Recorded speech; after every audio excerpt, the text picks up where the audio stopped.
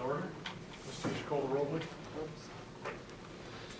J.R. Huddleston. Here. Deborah Johnston. Here. Bill Lukens. Here. Melissa Niles. Here. Travis Orbach. Here. Larry Pratt. Here. Linda Barbell. Here. Kyle Glanville. Thank you.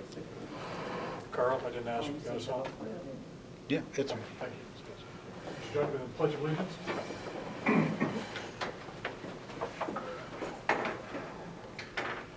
I pledge allegiance to the flag of the United States of America and to the republic for which it stands, one nation, under God, indivisible, with liberty and justice for all.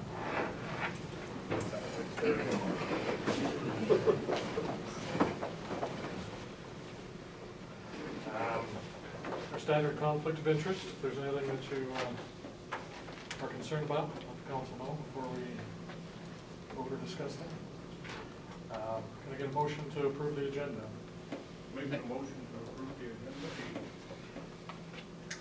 the agenda. Second. All in favor? Aye. Opposed? Motion passes. Motion to waive council pay for this special meeting. Make a motion to waive the council pay for special meeting. Second. Discussion? All in favor? Aye. Opposed? The motion passes. We don't have any public with us. So that brings us to our budget revenue and expenses proposals, review, discussion. Little housekeeping first. There are goodies on the back table, brought by a number of different people. So as you get hungry, go ahead and graze if you want. If we get an hour and a half in and we haven't, nobody's come back, we'll take a break and grab something to get us through the rest of the evening. For our new council members, typically what we ask Misty to do is kind of start us off. The first thing we're going to do is discuss revenue tonight. But in your packets, she has a description of the government funds that we'll be discussing tonight. And then she has budget notes that she's put together for the 2024 budget. So as we go through those, Misty and I have met a couple times. I've highlighted some things, so there are some changes in the budget notes.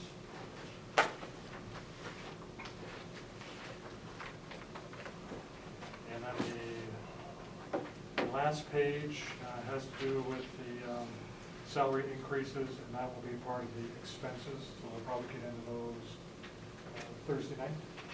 We'll try to get through revenue tonight. If we have some time left, then we'll move on to expenses. Any questions before we ask Missy to bring it up to date? Floor is yours. Okay, welcome to the new council members. I'll go kind of quickly, stop me at any time. This is a much more casual meeting than our typical meeting, so if there's a question that you have, stop me.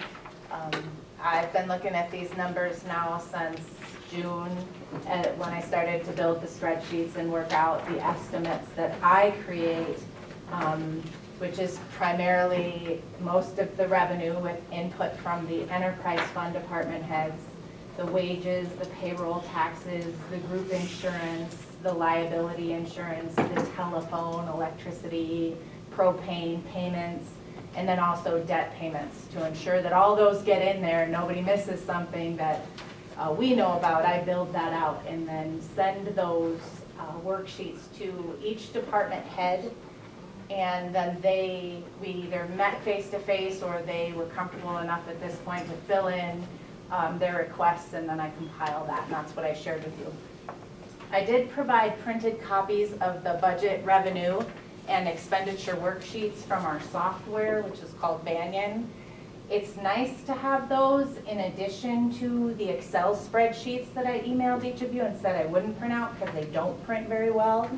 Because this shows us like where we're at year to date and some history on the 2021 amount and the 2022 amount, and gives you a line to make some notes. So after we built out the Excel spreadsheets and got those finalized, I input all those numbers into our accounting software so that I could provide you these budget revenue and expenditure worksheets that you have copies of. I'd like to do just a brief summary of the funds, the different funds and their focus, because it's important. And as we're talking about trying to balance budgets, we have more than one budget really that we're balancing here. Each of our funds, it has self-balancing book of accounts. So general fund is our largest governmental fund. And government funds, their focus is to provide a service. So we're not looking for profit, but we do have to fund our expenditures. So the general fund really funds all the non-enterprise activity of the city. The 101 fund is funded primarily by property taxes, and then 2/3 of the 2% South Dakota municipal sales and use tax. Other things that fund this, you'll see as we go through the revenue, include different city fees and licenses. There are 26 departments in the general fund alone. So that is a difficult fund to balance because it's primarily where the majority of the services we provide to our citizens expense comes from. Another governmental fund is our 211 fund. It has a lot of different names, so you'll hear legislators or other communities refer to it as the triple B or the third penny tax. Liquor, lodging, and dining is what LLD stands for, and that's the title of our fund. And then at the state now, they call it the municipal gross receipts tax. All the same penny. There's not more than one of those out there. It's the same thing, all called different names. There's statute and city ordinance that dictates the use of this fund. The 211 fund, we'll probably go over the descriptions of each of these as we're going through the revenue, because at this point, you know, it might muddle all together. So I say we just go through the revenue in the general fund, and then we'll go through the description of the liquor, lodging, and dining fund before we go through the revenue and do that same thing for each one, if you're all agreeable to that. All right, so I have the IT guy in my computer trying to figure out why my VPN's not working. So I'm not gonna pull up my Excel spreadsheet right now, but if I need to answer a question, I will. I'll just go through, they should be in the exact same order on this revenue worksheet if you want to follow along on your Excel. So 101 general fund revenue, is everybody with me? All right. So the first item you'll see is our general property taxes for the current year. Now we have the ability to levy property taxes, and that's where, well, our projected estimate for 2024 is $1,328,046. Where do we get to that number? There was some statute, I should write it down so I can. Sorry, that was the IT guy. Sorry for my pause. I'm going to try something real quick. Should we cross our fingers? What VPN are you using? He says I shouldn't have to because I'm on the private U.S. Center network, so we'll see. But it's called the Sonic something, wall or wave or, okay. So for our property taxes, there's a statute passed in South Dakota in the 80s that restricts the amount that we can request. So regardless of our growth or shrinkage, we can take our prior year levied amount, we can add CPI, which is determined outside of our purview, and then growth, a percentage of growth. Prior year, we levied $1,313,683. CPI this year is 3%, that's the maximum. That'll add $39,410. And growth was 1.22%, so that can add $16,027. That's how we come up with our total levy amount. Typically, collection is between, oh, I'm sorry, I have to log into something. Is between 95 and 98% of the amount that we calculated. The good news for our taxpayers is that the mill levy goes down. So the amount, the mill levy is per $1,000 of value that you're taxed at if you're a property owner. In 2023 is 4.89. Even if we take the maximum we can, which I have recommended since I got here that you do, because 55,400 is not that big of an increase for a city to run on with the added expenses you have every year. And if you don't take it 1 year, it affects your next year's calculation amount because you start your calculation with the prior year levied amount. But we went from 4.89 in 2023 and we'll be at 4.29 in 2024. So for our citizens, they'll see a decrease, and we're taking the maximum increase we're allowed to take, which I want you to remember this number. Even with everything we can, it only increases our levy by $55,437 when we take the maximum. I'm gonna take a second, log back in.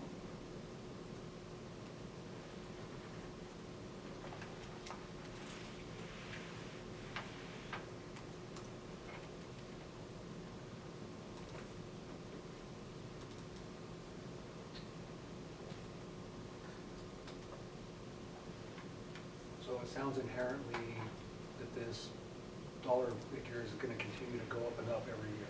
A little bit. And the tax levy to our citizens will go down unless South Dakota changes their property tax laws, which there are a couple working groups scheduled to visit and talk about this very topic. So unless they change it, our very minimal increase, we had, I'm sorry, I don't have the growth numbers written down, but we had significant growth in property values. Everyone who pays a tax bill would agree, but that doesn't equate dollar for dollar to more money for our city. So I really want you to understand that, because people say, well, you just tax your property owners more, or we're getting taxed out of our properties. The city's mill levy's gone down.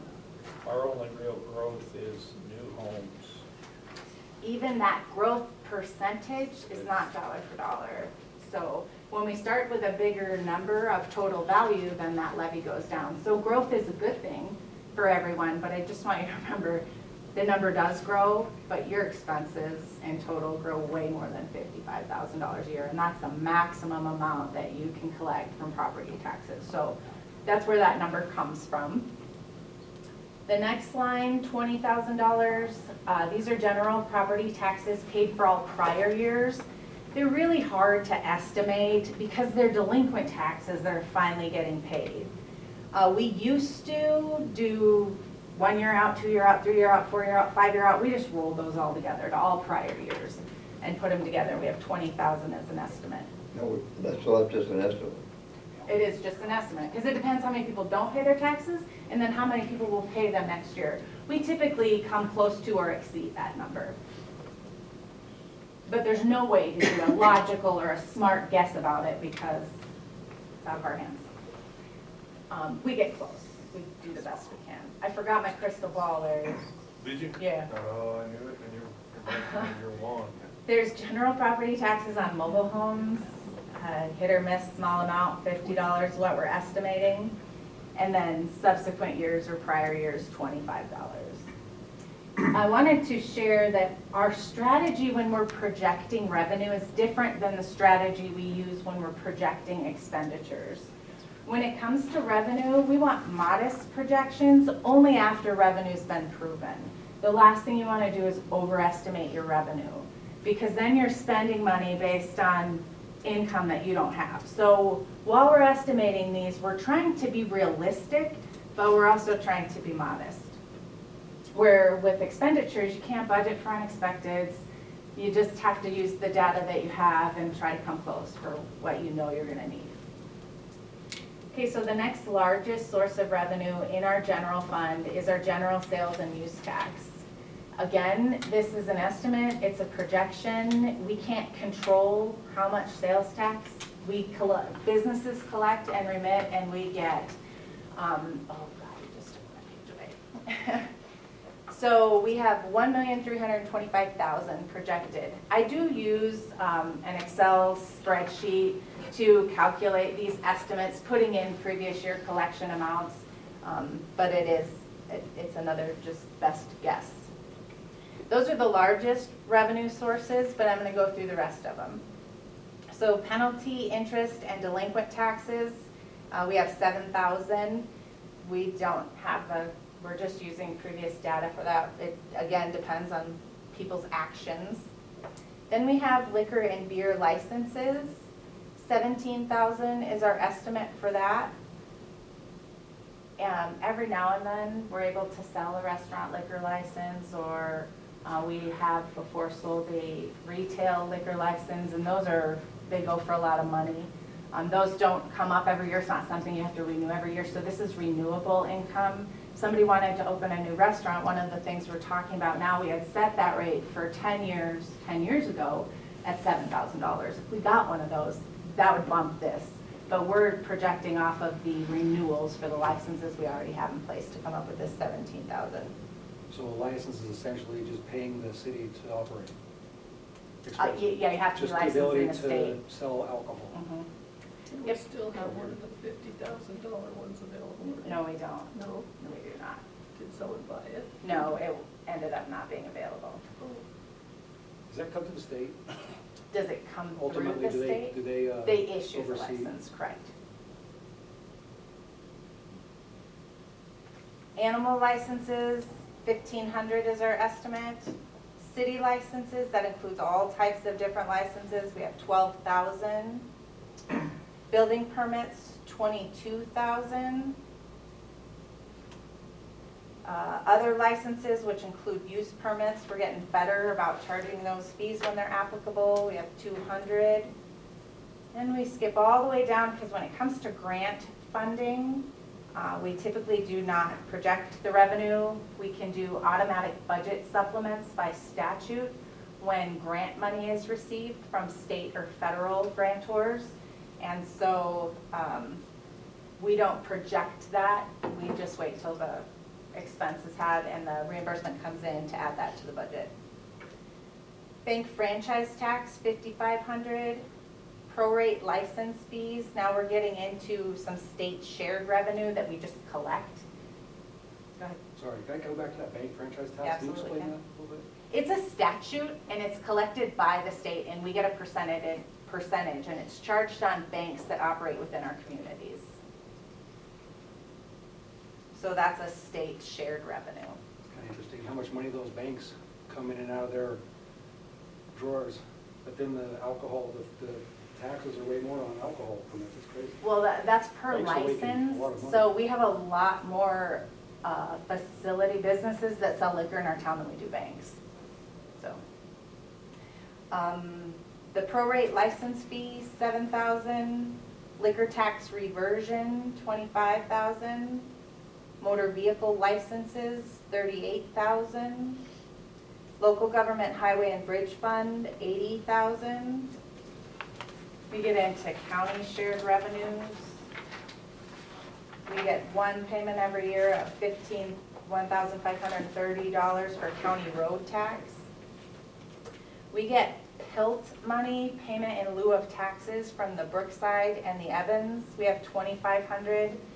That is impossible to calculate, so that's just the number I've stuck with every year. They often pay several years behind or after, so we don't even post the revenue to a current year unless there's a difference in what they projected and what we ended up collecting from them. We get a library allotment from the county of 25,000. Next one down, that sale of maps and publications, it's just copies that people pay for at City Hall. Primarily, we have $25. Reimbursements, $2,500. Golden West Capital Credit checks, anybody who has Golden West knows what those are. We have 5,000 as our estimate. We have special police services, and that includes the money that the school reimburses us towards the expenses related to our school resource officer. We have I can't remember, it's 3 or 5 year agreement with a small increase each year, so that's the amount we're estimating for next year.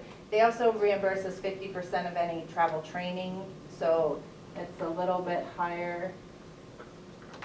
Okay, I'm sorry, I meant to take another break.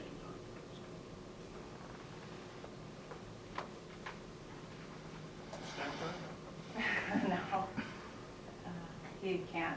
It's always snack time. All right, so as long as he gets out, then I can do that. But it's So- not permission. We were at the SRO, or Special Police Services SRO, 44,100. We jumped down to other highways and streets, $100. After the dump weeks, they sell the steel and scrap metal to Pacific Steel and Recycling, and we get some money from that, and it varies. So again, our estimate is modest. Get to park electricity, we have 800. Park application fees, 3,000. Rec program fees, 13,000. Late fees, $25. Vending commission at the Mueller Center, $50. Vending commission at the airport, $25. Concessions at the airport, $300. No, why did you want to put yellow on the vending commissions at the airport? Just curious. Because he hadn't collected any yet, and I had to ask him what was going on with it, and they still have it, he just hasn't brought it in yet, so thank you for asking. I'm not on, I don't know if he's out yet. There was talk that they weren't gonna do the big recycling day.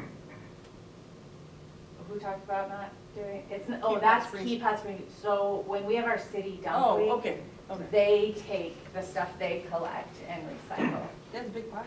Which will increase if Keep Hot Springs Beautiful doesn't do it anymore. When you said that, I was like, who said we weren't gonna do it anymore? That's a big deal. I think we'd be talking about that.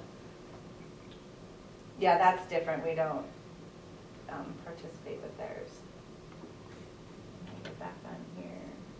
Airport fuel sales. I think that's why the numbers were down the last couple of years, because Keep Hot Springs Beautiful has been taking that profit from us. But we might be getting it back. Yeah, this year they said it wasn't worth it because everybody just went into dump week. Well, dump week's a week long rather than just one Saturday. Well, and I drove by a couple of times, it didn't look like too many people were coming out and participating in it, you know. It's a great idea, but you gotta get people to show up. And you need the volunteers to work it too, and that's another one of the issues they have, volunteers coming to help. All right, so airport fuel sales, I have 60,000. Is that the margin between, that's just pure profit, right? We actually account for, we keep the inventory in an equity account instead of a revenue account. When we sell it, then we expense it out. And so yes, that is what we're making after we account for the fees for the merchant card processing and the cost of the fuel. It's the cost after the goods are sold. We have new in 2022, the Missoula Children's Theater. Last year we were able to collect $3,400 in program fees, so we're using that as our estimate for this year. Cemetery sale of lots, 1/2 of the amount paid for the sale of the cemetery lot goes into the general fund. We're estimating $2,000. Animal control fines, we're estimating $50. Library fines, $2,500. Some interesting notes on the side. If anybody has any questions, go ahead and ask. Interest earned, obviously if the rates increase, the money in our general fund is earning interest instead of paying bank fees on it right now. Hope it stays that way. There's Mueller Center building rent, estimating $20,000. Airport hangar rentals, we're estimating 40. We know, well, we don't know, but we're hopeful that our new T hangars will be built, and we say we have a waiting list to fill them up full, and we have 10 of them. If that is the case, at, what we say, $165 a month for the 10 hangars, if they're full for the year, we could add $19,800 to that. So here's the time where we don't even have, do we have concrete poured yet? Got forms up. Okay, because we thought this was gonna be done in September of last year, so had we budgeted for that revenue last year, we'd have been trying to figure out how we're gonna cover that shortage. So I have it highlighted to have this discussion, and thank you for mentioning those numbers. But this is a time that I would encourage you to wait until the structure's built and the hangars are occupied before you start counting those So dollars. just plate forms up now is all there is? Yeah. It was supposed to be done in September. They've had some issues with the foundation standards or something. There, The base course, the base.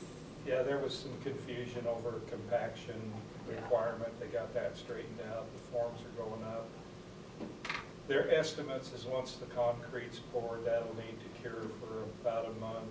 It'll take then about a month for the steel to go up, and then the electrical, and then we'll be ready to rent. It's only like 3 months, but it's almost. That's a lot of time.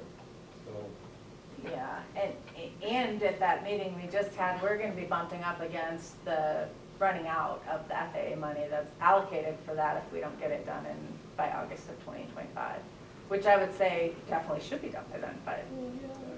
So I will change that if you'd like me to. That's why it's highlighted, but I would recommend leaving it at 40 for now. we've been hoping to rent those for quite some time, so You haven't even approved rates yet. it'll be a happy time when there's structures Okay, there. so. leave it. But Thank you. Yeah. Airport lease and hay revenue, 15,000. If you remember, we added those agreements for the feedlot and one roaming agreement. We have the seaplane, and then we have various lease and hay revenue that adds to that. Airport courtesy car, we have 2,500.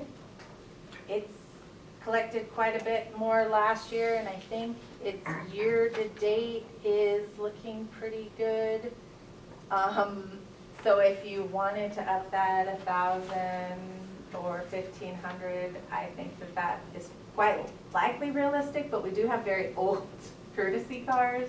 You're not using the yellow truck. They won't use it because they say it's not we safe. have 3 of them, right? There are 3 van, the Dodge Durango that came with the fueling system, and then was the truck the third, and did it go away? If I had access to my shared drive, I could pull up their We, list. 2 or 3. I think Rick uses one as a rental and 2 as true courtesy cars, which if you use them less than 4 hours, there's no charge if you gas up your plane. So year-to-date, he is at 2,000 practically in July. So if you want to go to 3,500 or 4,000, I'd be okay with that. If you want to leave it at 2,500, that's my original projection. I'm gonna move on. I think we should go up 1,000 at least. Okay, everybody okay with I think 3,500? we'll make that, yes. Okay, Yeah. I think we probably will too. I'm okay with that. All right, then we get into the library revenues, other than the fines, which have to be in a different area because of chart of accounts that DLA prescribes. So now we're at interlibrary loan items, 225. I brought that down just based on what we've collected before and where we're at year-to-date from the previous year. If there's damaged or lost items the library collects for those, we put $150 in there. Library copies, we put 4,000. Library cards, 3,000. And I just noted that the card price doubled in 2020. DARE program donations, this 2,500 you see here in revenue is also in an expense account for the exact same dollar amount. It's fully funded by donations and they have cash available. So even if they don't get 2,500 in donations, which the net effect is 0 since I'm giving you the revenue and the expense, they have cash in the DARE program to fully fund it in the next year. And where do these donations come from? They came from all various places, and I sent you the donation forms as they came in, so they come from various places. Greg Gunwald frequently puts in the full 2,500.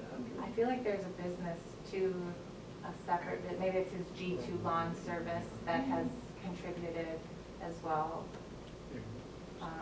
When Captain Wainman was in charge of it, he was really good at soliciting donations too, and that year we got several to fully fund the program going forward for several years, so. All right, now we're getting into our liquor operating revenue. So for those of you that are new to the council, the city charges a 10% tax on the wholesale amounts of liquor purchased for our license holders. The American Legion, we have 9,500. The Space, we have 400. Frankie's Place, 400. Winter Circle, 9,500. The Yes Way, 22,500. Springs Restaurant, 200.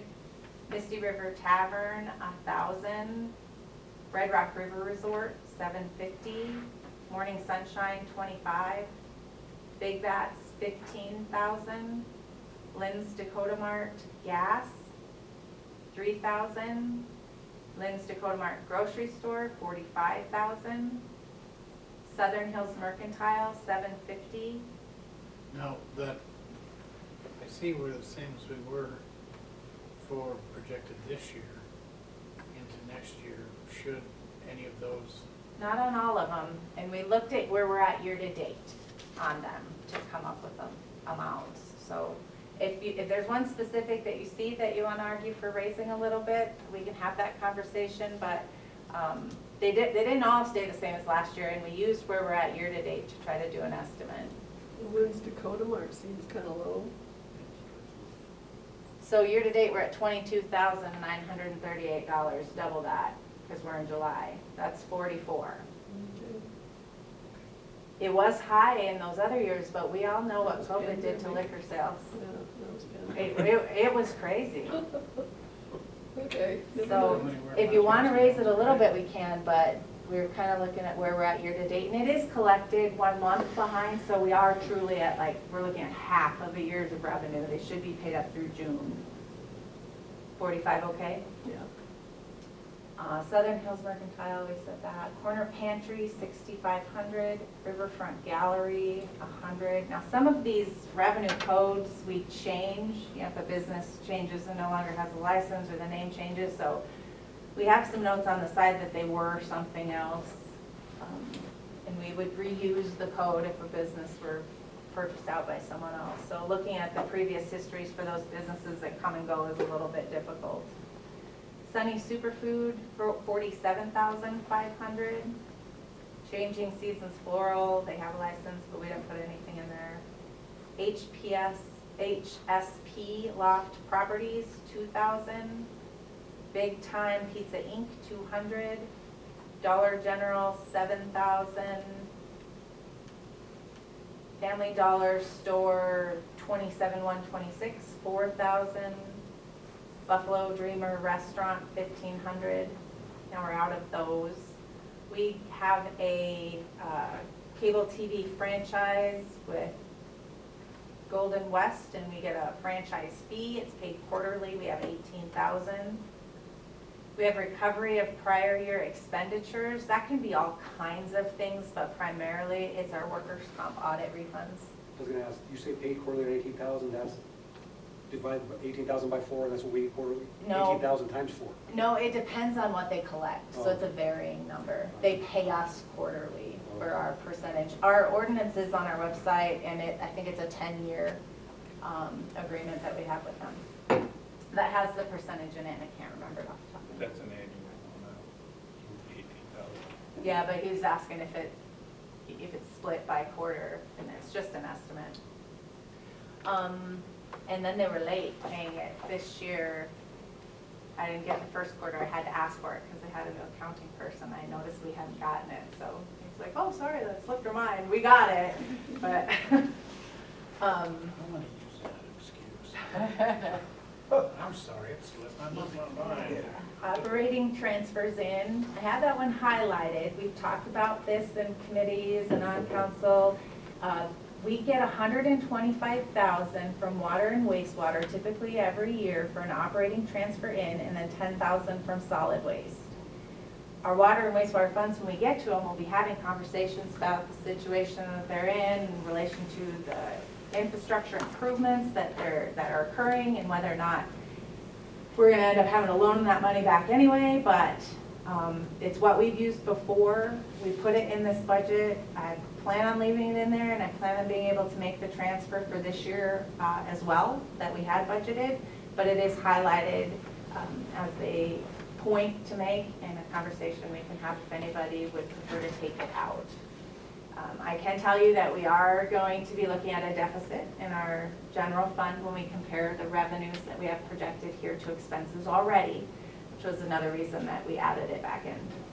So we have $3,619,951 for, That should have gone up another 1,000 since we added 1,000. yeah, That is the. that is with that the is extra the- Oh, thousand. that made it automatically. Okay, never Yeah. mind. Yeah. Sorry. That's why we like the Excel spreadsheet. Yeah, they're so nice. Because they of that. So when we go to expenses, I'll have to update that. Because I just hard code that revenue number in my expense spreadsheet because they're different spreadsheets. It was airport fuel sales we raised, right? Car, or courtesy car. Oh. We left fuel sales alone. Okay, thank you for reminding me. That's it. So that's all the revenue from the general fund that we anticipate collecting. One down. We're gonna move on next to the 211 liquor, lodging, dining, sales tax fund. South Dakota Codified Law 1052A2 and City Ordinance 1040 established and dictates the use of this fund.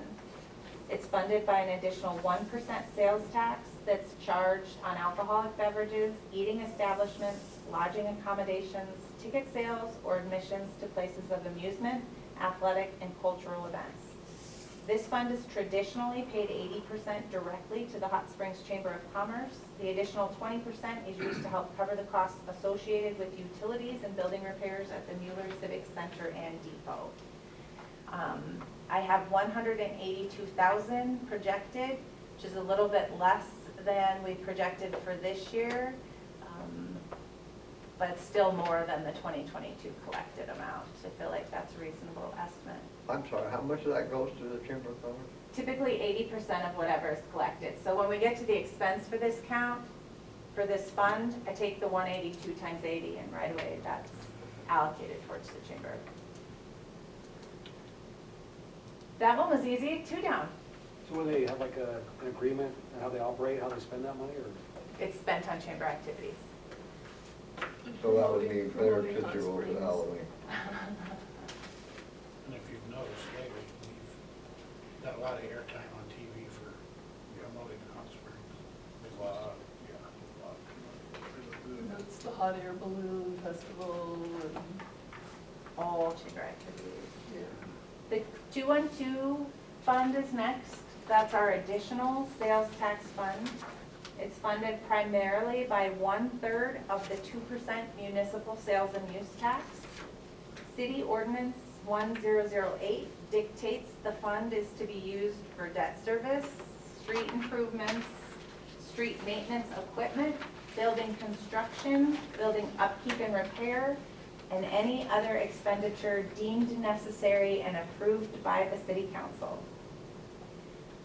So I have 675,000 projected for general sales and use tax to be collected. I have principal and interest and penalty to be collected by the county estimated at $100,300 for principal, $12,400 for interest and penalty. This is for 2 special assessments the city has, the Back 9 and Boulder Falls. People can come in at any time and pay that off. You sell your house, you have to pay it off. So we're guessing on these numbers with the data we have for the last time that we certified it with the county, which happens every year. So the principal collected by the municipality number that you see right under those 2 projections, that's pretty large, those are when those things occur. So it's great we collect it there, but then we don't get the interest, And we don't get to collect it through the county, but we still collect the money. So I have So seven that's from paving the roads, those are the assessments from paving the roads. street out there. assessments for both those, that's correct, yep. I have $787,700 projected for revenue in the additional sales tax fund. Next is our 213 or BID fund, that stands for Business Improvement District. City Ordinance 1107 established this fund, which includes all hotel, motel, overnight lodging businesses in Hot Springs. It was later amended by Ordinance 1185. Each entity collects an occupancy tax of $2 for their overnight or short term, which is less than 28-day guests. The money is partially controlled by an advisory board of bid members and is used for advertising, marketing, and promoting Hot Springs and for City of Hot Springs improvements. It is an honor system. They pay directly to the city. They do self-reporting. I'm projecting $90,000 and $100 in occupancy tax late fees. So I have $90,100 projected. It is billed in arrears. So the whole month has to pass, and then they have another 28 days in which to pay it. So it's essentially on your reports for year-to-date collected 2 months behind. It's hard to project. They have their own fund, so they spend what they make, and they do have a pretty solid cash balance right now as well, so they could make up any differences if they weren't able to collect the full amount of their allocation. Yes? So this, I was trying to understand. Mhm. So the city created an ordinance that takes money from people who stay, and then that money is taken and used for marketing, advertising, or promoting Hot Springs, the city of Hot Springs? Yes. Yeah, when you say it like that, it sounds like the council decided that, but it was actually petitioned from business, motel, and hotel owners at the time, and there was complete buy-in when it So it's just giving them started. some extra marketing It helped, yep, capital. it helps support the promotion of the city.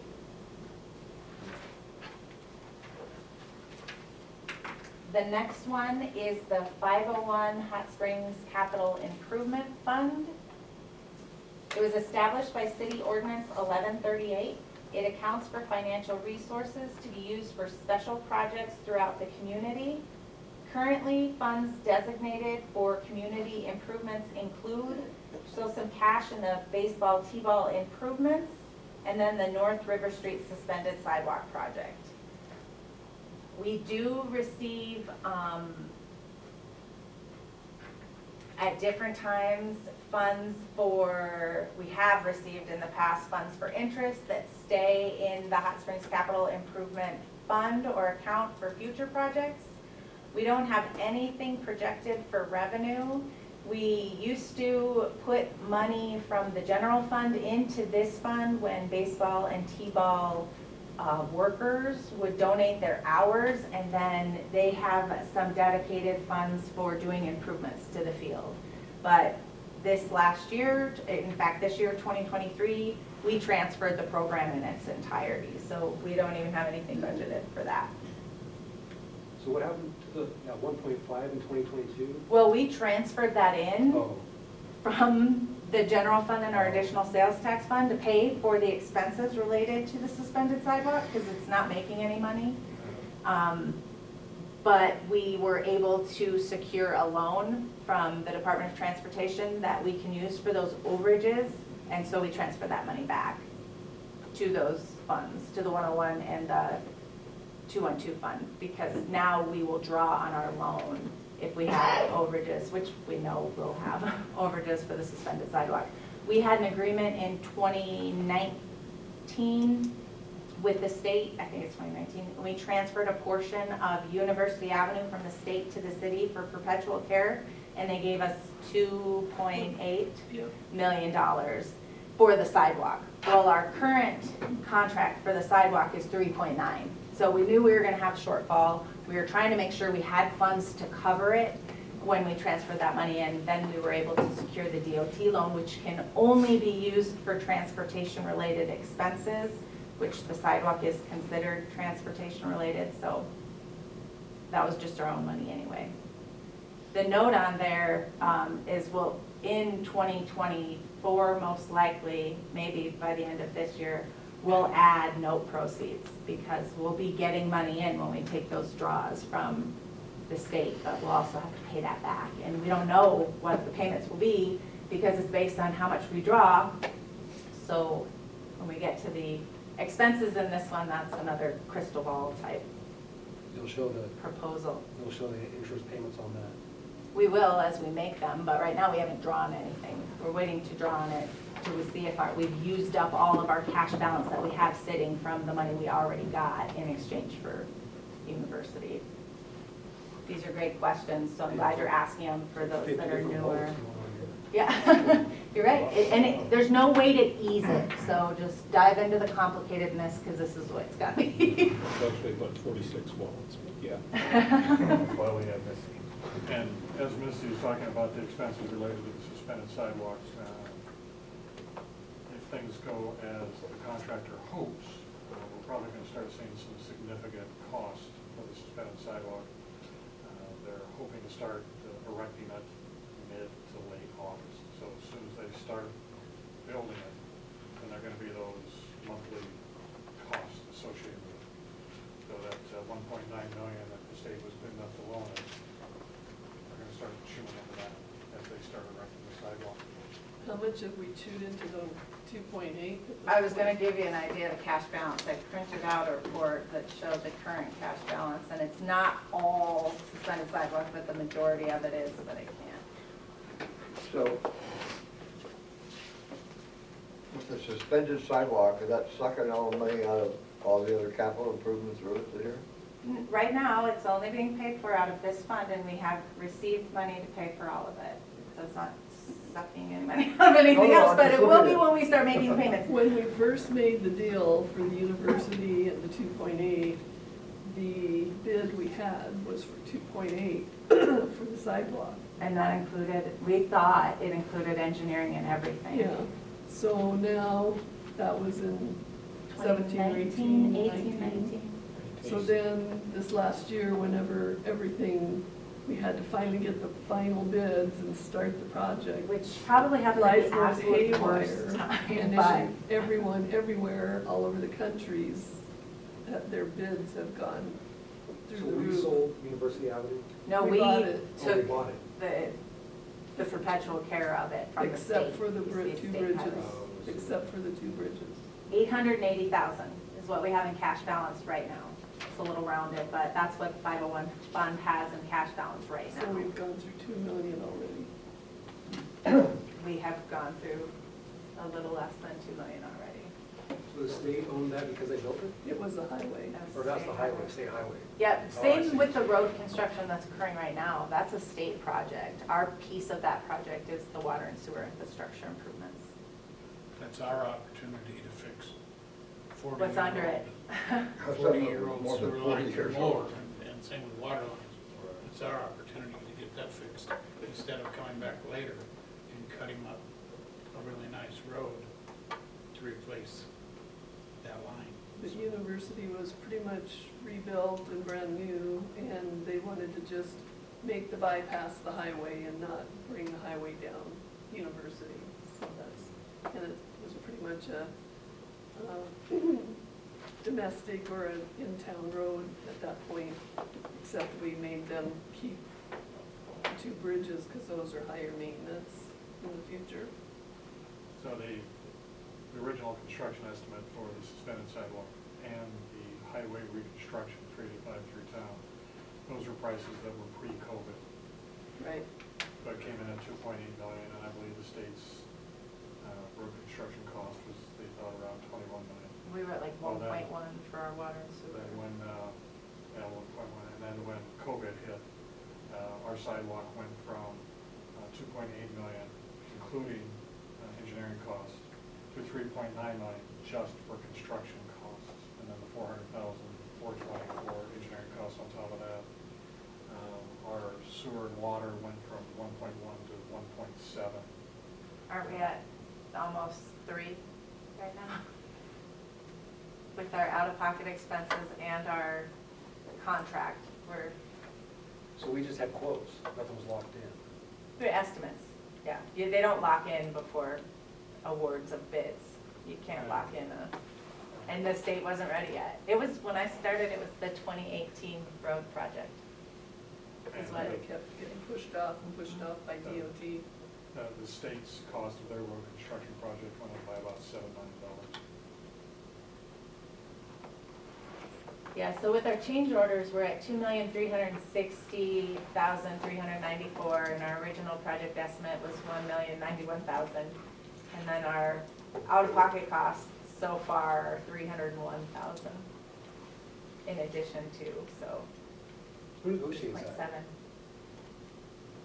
We're in the middle of the project. I mean, is it There's no you, Mr. real Mayor? negotiating at this I point. would just say, who negotiates that? I What mean, is who's that? looking over all the, We The competitively documents? bid the project, Oh, and then it was awarded. Oh, okay. And then our engineer is overseeing our project, and the state has people that oversee oh, their. okay, so there's a, Our sidewalk was included with the water and sewer that the city had done, plus the state's reconstruction of 385.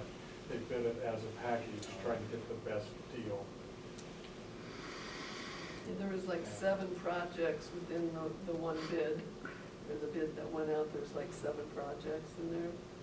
I think only 4. Highway project itself, sewer, water, and the suspended sidewalk.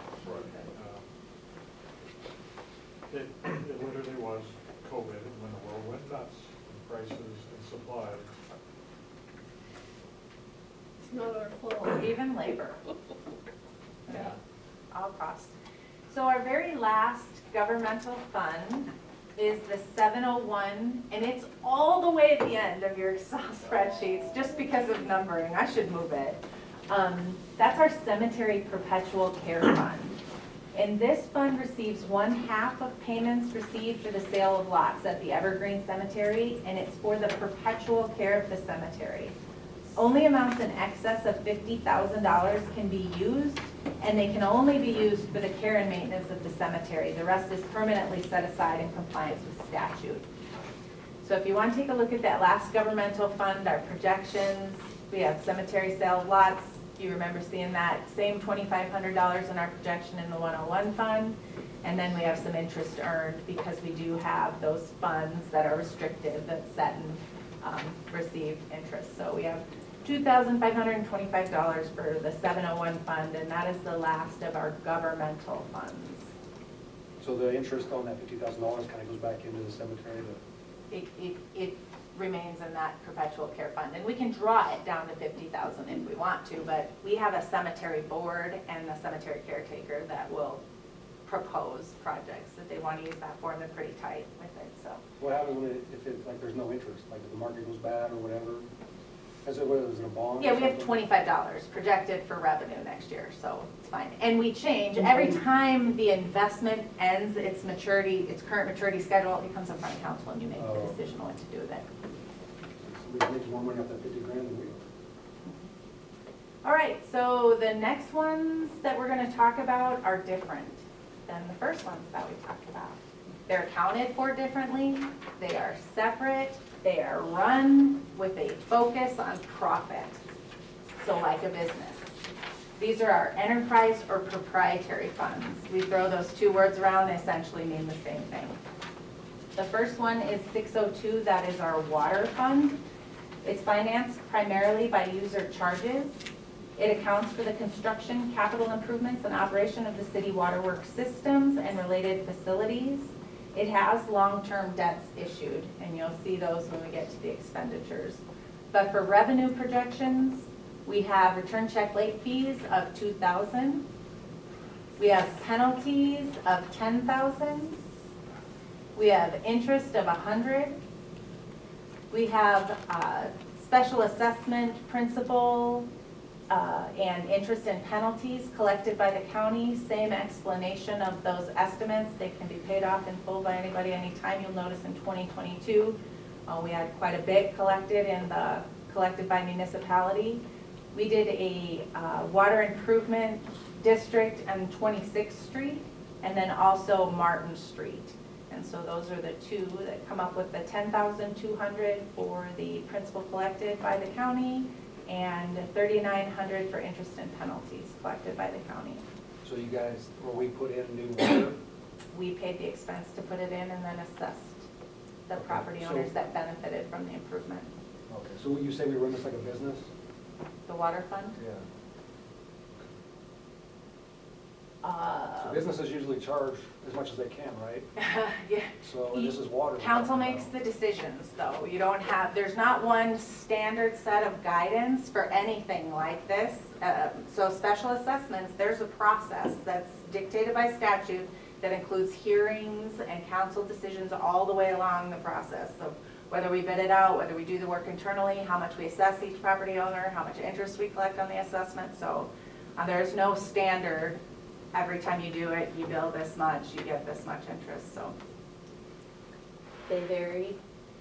We have recovery of prior year expenditures, which again is our workers' comp payroll audit refunds. We have 350 there. The biggest part of revenue, obviously, in the water fund is the metered and flat rate charged. We have 925,000 as a projection. We have bulk water sales estimated at 6,000. We have our water fill station, which broke out in 2018 from being included in the above bulk water sales, just so we could track it separately. We have 35,000. That's a lot of money just for quarters. We have tap fees of 150. I have that highlighted because we changed our ordinance 5 years ago, because I know that because it's expiring. We've got to do it again because it was only good for 5 years. To add $1,000 tap fees for people plugging into the municipal stub out. Because we were requested to add that by our water and wastewater. We added it in both of them. Fast forward 4.5 years, we've asked several times about these fees. Who's responsible for collecting it? What part of the building process is it billed? We have a development coordinator who says he doesn't collect it. The water guys don't know when a new thing is getting built and a permit is issued. So we're working on, the reason it's highlighted is because we're working on getting that fixed, because fast forward to talking about having to redo this ordinance, and again, the engineer says, we should add a $1,000 fee for, I said, we did 5 years ago when you asked for it. It's not getting collected. We need to talk about that. So when we sat down with the utilities department and went through budgets, we talked about this again. And we're still working on how to fill the gap or make sure that the miscommunication doesn't happen and that we start collecting those fees, because we have all kinds of new building. And this fund, when we get to expenses, you'll see is not collecting enough revenue. But we have revenue sources that we should be collecting, and we've got a cog in the wheel that's messing up. So that's why it's highlighted. I have 150 projected. It's $1,000 for one new house to plug into a municipal stub out. We should be able to collect more than that. But for now, I'm leaving it at 150. Reconnect call-out fees, $1,500. Fire sprinkler systems is a quarterly charge, $1,500. And then lease proceeds, that's new. In 2023, it's $9,000. I'm always learning something new in this job. We had a 10-year, I haven't been here 10 years yet. We apparently agreed as a city to an agreement with this Crown Castle lease company to put this cell tower near our Happy Hollow, what do we call that? Water tank? Water tank? Million-gallon tank? Anyway, there's a lease tower, or there's a cell tower there. And 10 years ago, council just took a big payout and gave it all away at the next meeting to all these organizations within the city that had projects. And that term is now over, and the lease automatically goes to $750 a month, which is way more than if you'd have done the math for 10 years, what they collected 10 years ago and just gave away. So now, and it didn't go to water department stuff then either. This is water property. The lease tower sits on property that's owned by the water fund. The revenue is now going to the water fund monthly, and at $750 a month, it's $9,000 a year, which brings us to $1,004,700 projected in the water fund. Any questions, changes? On the tap fees Yes. that haven't been collected, We're not going back to anybody that should have had them and didn't. That's been determined, but going forward, between the development coordinator who issues the building permits and gives the certificate of occupancy, and the water and wastewater guys who actually go and do the connection once it's there. We need to get that communication. It really should be collected at building permit time. It's on the building permit application. That's when it should be collected. That specific employee doesn't really feel like it's his responsibility to do that, so we're trying to make sure that even if we miss it before a certificate of occupancy is issued, we catch it. When does it start? I mean, you mentioned another ordinance. When I give you a building permit to build the house, that's when you should pay that connection fee. Okay. Not when I come and connect it, but if we miss it, we're gonna get it then. So everything that we've missed, that's gone. Well, my question is, when did it start? Did it start today? Did it start last week? It already is effective, we Oh, just okay. haven't been collecting it. It's just a question of who's Yeah. gonna collect it. Yeah. Kind of like the user permit on review, we're going to keep our eyeball open and pay attention. So wastewater is our next utility fund. That's 604. Also financed by user charges, sewer, wastewater, we use both those terms, means the same thing. It accounts for the construction, capital improvements, and operation of the city's sanitary sewer system and related facilities. It also has long-term debt issued and a very small assessment left. First one for revenue in the 604 fund is Golden West Capital Credits. We have some CD interest, because we do have some debt service reserve funds in both water and wastewater that we have set aside collecting interest because we can't spend it if we wanted to, as long as we have the long-term debt. We have $1,600 for the Martin Street sewer assessment, $700 for the interest and penalty collected by county. We only have one of those assessments left. The other four, that was a very small assessment district. The other four paid theirs off. $350 for recovery of prior year expenditures. That's our workers' comp payroll audit refund estimates. And then primary, or the largest revenue source, are for sewer charges. We have $865,000 for our estimate. Sewer user fees includes commercial companies which dump at our sewer plant. We charge them fees. We have $2,500. Tap fees highlighted, I have $150. We should be able to collect more than that. Other sewer revenue, at the Mueller Center, there's an RV dump station. We accept donations. It's not consistent. You can't really determine how much you're gonna get, so we are modest in our revenue projections at $500. So $871,250 projected for wastewater fund revenues. You mentioned in this one, there's a CD. Both the water and the wastewater funds, they have long-term debt issued. And I think right now they're in bonds. They're in treasury bonds because the rates were better. But we have debt service reserve funds, dollars that we can't spend them and put onto. So we took those out of our main checking account and restricted those based on our debt agreements and that collects some interest on it. This could sound redundant, but people get charged for their sewer hookup and they pay it? It's the same thing when you connect to the municipal Right. stub out, you're supposed to pay $1,000 when it's a new build. So is that an extra 1,000 or included in the first 1,000 we were talking about? One is water and one is So sewer. it'd be 2,000. If it's a brand new house and there wasn't a house there before, because if I tear down a house and put up another one, it's not a new connection to the municipal stub out. But every place out at the golf course that was built on the subdivided property out there should have it. So obviously we should have had more than two of them. Is there, My house was already built. 612 is our solid waste fund. If you've been around for a while, you know the city used to operate a material recovery facility. We don't any longer. I asked our auditors if I could get rid of this enterprise fund and absorb this into the general fund and have one less fund to account for, because it carries no assets. We contract the service, we have some trash cans, and we pay 100% of the revenue we collect to the service provider. But they told me I should leave it, and so I have, but this fund is pretty simple. As far as revenue goes, whatever we project for collection fees, which I've highlighted, you'll see on an expense. We do have some miscellaneous revenue. When we make our sales tax payments in full and on time, we get a rebate from them. So there's $200, $250 projected for that. And then we also have our city fee, which was raised in 2022 to $2.65.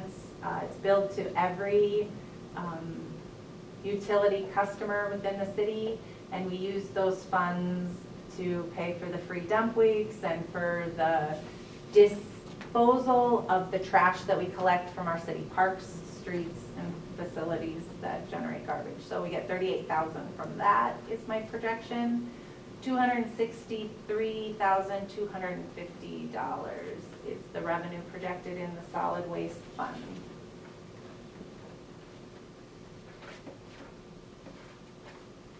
Let me get to the interesting one. I do work with the golf course and Evans Plunge. I work with the department heads to project revenue, and then I also use the reports from our software that we have. So these, a little more than the other ones, are looked at by more than just me, just so you know.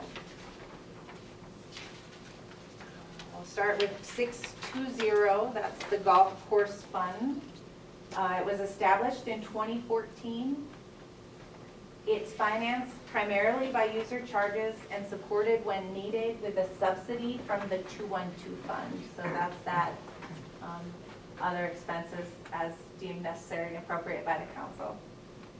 It accounts for the operation and capital improvements of the Southern Hills Golf Course, and it includes both the clubhouse and golf course maintenance activities. So although when we get to expenses, you'll see two departments in the golf course, this is their one source of revenue. We start out with their Golden West capital credits. We have $750 as an estimate. Green fees, we have $165,000 as an estimate. Yeah, I'm gonna start by saying that COVID was excellent for our golf course. So although we had really high 2022 amounts, if you look at our year to date, if you see we've kind of gone down in something, or maybe not up as much as you thought it should be, we're trying to project best we can for the impact of this change. Green fees, $165,000. Season passes, $95,000. Punch cards, $5,500. Stop me if you want me to change any number. I'm just going through them. Cart trail fees, $4,500. Cart storage, $28,000. Tournaments, $7,000. We used to collect advertising Yeah, I fees. don't can I ask, Yep. how can we project it 4,500 for cart trail fees? How can we project it? How come we went down so low over the past? We're at 2,800 year to date. If you double that. Have a rough spring. Yeah, I don't know why people pay for cart trail fees or Well, I why they think- don't. I'm not a golfer, I'm sorry. I'm looking at year-to-date It was a projections. cold and June. Cart trail fees is when somebody Included in a membership. rides with you in a cart, isn't it? I don't think that, it's Or if I bring my cart if from you- somewhere else Yeah, and I'm not a member, Yeah, then you're paying a cart trail fee, and I think by purchasing the additional carts that we did, we're seeing more and more of our own carts out on the course. And so there's fewer, we probably have more tourists coming than maybe local folks, and so we're renting more carts than, So do our locals that own their own carts, do they pay the? not if they're members. That trail fee is included in their membership, Okay. is my understanding. Bob, you're the golfer. You have a membership to the course, but you don't, want to keep your cart, you don't want to pay to put it in shed A or shed B. You want to bring your cart from home every time you go. That would be a cart trail fee. You want to use your cart, you don't want to rent one, but you're not going to store it in one of our sheds. So it never made a lot of sense to me why someone would want to do that. Drag your own cart behind you so you can put it on a course. People do that. So I don't have a good understanding of why it would go down, other than people aren't taking advantage of bringing their own cart. Okay, thank you. And to Misty's point, looking at, year-to-date, the trend seems to be that there aren't as many people. Right. Thank you, Misty. Yeah, thank you for the questions, I appreciate them. And I was gonna start to say, we used to get advertising fees for driving range sponsorships is new, but we used to get advertising fees for some T markers, is that what they're called? I think that's the right term. They don't do that anymore, so there's no more revenue for that. And then donations, reimbursements, obviously we never budget for revenue of donations, but we did have an agreement with Admiral Beverage, which is Pepsi, for some advertising, and they gave us some reimbursement for it. And Jill was checking on that, and with the new software, they don't use the cards that they advertised on and paid a donation towards anymore, so we left that out as well. Our next revenue is room rent for events. We have that at $200. We had talked previously, we have a fee set in our fee schedule for rental of the room for events. Our previous pro shop manager, she would waive that fee when the party generated enough revenue from food sales. And then PJ, when he came on, he was gonna charge it. He wasn't gonna waive it if that happened. So we have it at $200 for projection. That's what Jill plans to do. They don't really rent the room for events during the season, but during the holiday season, they do. So hopefully we'll see some revenue collected for that. Alcoholic beverages, we split out non-alcoholic beverages from this number in 2023 based on a request from the operation manager. So although that number might look a little low compared to the 2022 year-to-date amount, if you look at, or 2022's amount, if you look at the year-to-date amount, we're projecting $55,000 for alcoholic beverages and then $8,000 for non-alcoholic beverages. And I think Jill helped me change those numbers a little because I didn't really know what to project. Food, $28,000 is our projection. Clothing, $15,000. Now, when we get to the revenue for some of these equipments and clothing stuff, that's offset by an expense usually, so yes. Why is food so much lower? She doesn't do as much food as the last one, like a high fancy dinner providing meals because the facilities are not there. PJ was the same. Kathy would do a lot of food preparation. There's expense related to that. So now it's more grab and go, pre-packaged, prepared. Okay. Does that sound right? Will you jump in if I'm saying something wrong, please?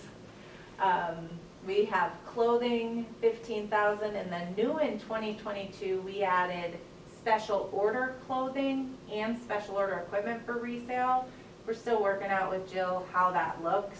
We shouldn't project revenue, we should collect it when the order is made, but our revenue should always exceed our expenditures in those line items. And because she inherited something halfway through the year, we're not there right now, and she's doing some looking to see why. Because if I'm paying for special order stuff, you should already pay me for it. I should have a markup on it, or you should go buy it yourself. So we're still working on those. So that's why we don't have any revenue in there. So we just aren't sure what to project. And really it should equal out or be a little bit higher than an expense. So we have $15,000 for clothing, $15,000 for equipment. We have rental range balls at $10,000. The cart rental at $100,000. We no longer collect the Minimax handicap because the new software includes it in the membership. Miscellaneous revenue, $450 is our monthly sales tax reporting allowance that we talked about in the solid waste fund. Everywhere that we collect and remit sales tax, we do it on time, so we get an allowance.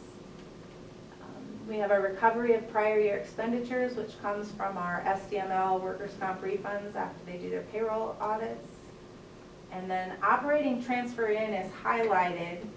It brings us to a revenue total that matches their expenses requested. So that is one of those numbers we need to keep live, because if we make changes to their expenses to bring it down, then this number can go down. But right now, the way everything is being presented, we need $157,915 in assistance or an operating transfer in. For the first time ever, when we talk about the golf course fund and the Evans Plunge Fund, we actually have some cash in those accounts that we can look at. We've never been in a position where they've had a positive cash balance. We've always had, well, but the last 2 years we haven't had to, give these, but the plunge more so than the golf course right now has a decent cash balance. So if we choose to use cash applied from their fund as opposed to an operating transfer in, this will give us the additional money from our 212 fund to do more of those improvements that the fund was truly established for. Well, Oh, that's what we did last year, right? We had some to do improvements, yeah. But we did budget for operating transfers, and we do budget for operating transfers in every year since these funds have been established. Because our revenue projections do not meet our expense projections. But for the first time, we can discuss cash balance. The concern I have with using cash balance in either one of these funds is that's a moment in time. That's today's balance before payroll is paid, before revenue is collected, before loans are paid. So we need to be careful we don't consider July's cash available balance in these two operating enterprise funds, and then that cash balance not available in 2024 when we start the year. So you might have a hailstorm go through and tear up all your greens, and you have to buy $50,000 Or you have to stay closed for 5 days, and it affects your revenue significantly. So that's highlighted. 157,915 right now is what we need based on their expense projections. So we have total revenue of $695,615 for our golf course in 2024 projected. What's their balance right now? On their cash balance Yeah. today, I just have to find the right piece of paper. What did I do? Oh, there it is.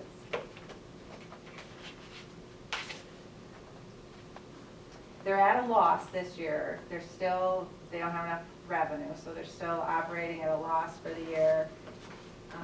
And remember, they're still sitting on that insurance money, and they still have the clubhouse repairs to do, the retaining wall. But they have $240,000 in their cash balance today. Okay, thank you. You're welcome. And that wall's about 110,000 or more was the last bid, probably more than that now. Yeah, we didn't get a bid. We No. got no bids. Wasn't Well, that that's what the in-house, engineer in-house said help? it What is should. it? No, we're not. I don't think we're gonna do that. So it's still, that's in the cash grant right now, but I would advise you to not consider, I don't think that's enough with what we know is going on at Pro Shop to consider that an available balance for cash applied for their 2024 budget at this time. What'd you say, Hal? I thought the construction was gonna be in-house. It was an interlocking block, wasn't that the? The decision hasn't been made. We need to have a discussion through Public Works, through the Golf Course Advisory, of how we might get this done before we even bring any kind of recommendation to council.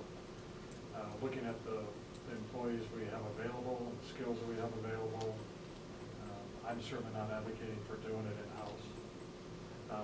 But I until, And their just remember workload. coming up in a meeting. yeah, until we, because we didn't get a quote, Mhm. at the last Public Works meeting, then we talked about, okay, how are we gonna get this done? If we can't get anybody to do it for us, well, then we're gonna have to look at, can we get it done in-house, and how would we do that? So we're still reaching out to try to find somebody that will give us a quote. To Deborah's point, I believe Mike Elberson had it somewhere around, he was estimating $125,000 to build his design. But until we actually get a quote from somebody, we don't know. Okay, thank you. That was 2 years ago now.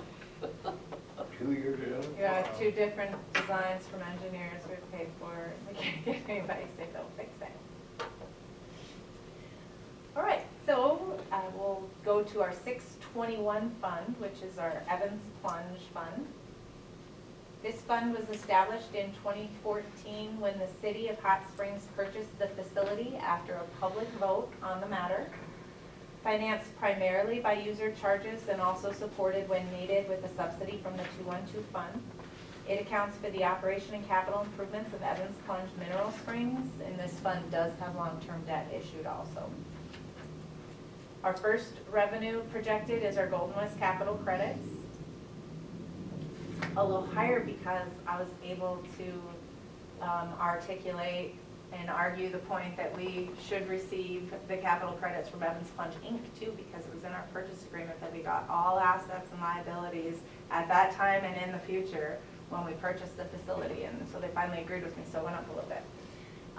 Because every year we'd get a check in the mail that didn't come with all our other checks, and it was for Evans Plunge Inc. because they changed their address to ours, but we're not Evans Plunge Incorporated, we're City of Hot Springs, and we have an enterprise fund that is Evans Plunge Mineral Springs, so they said they could only issue it to the old owners, but our purchase agreement happened to include that language. It said we got all that, and so they're giving it to us now.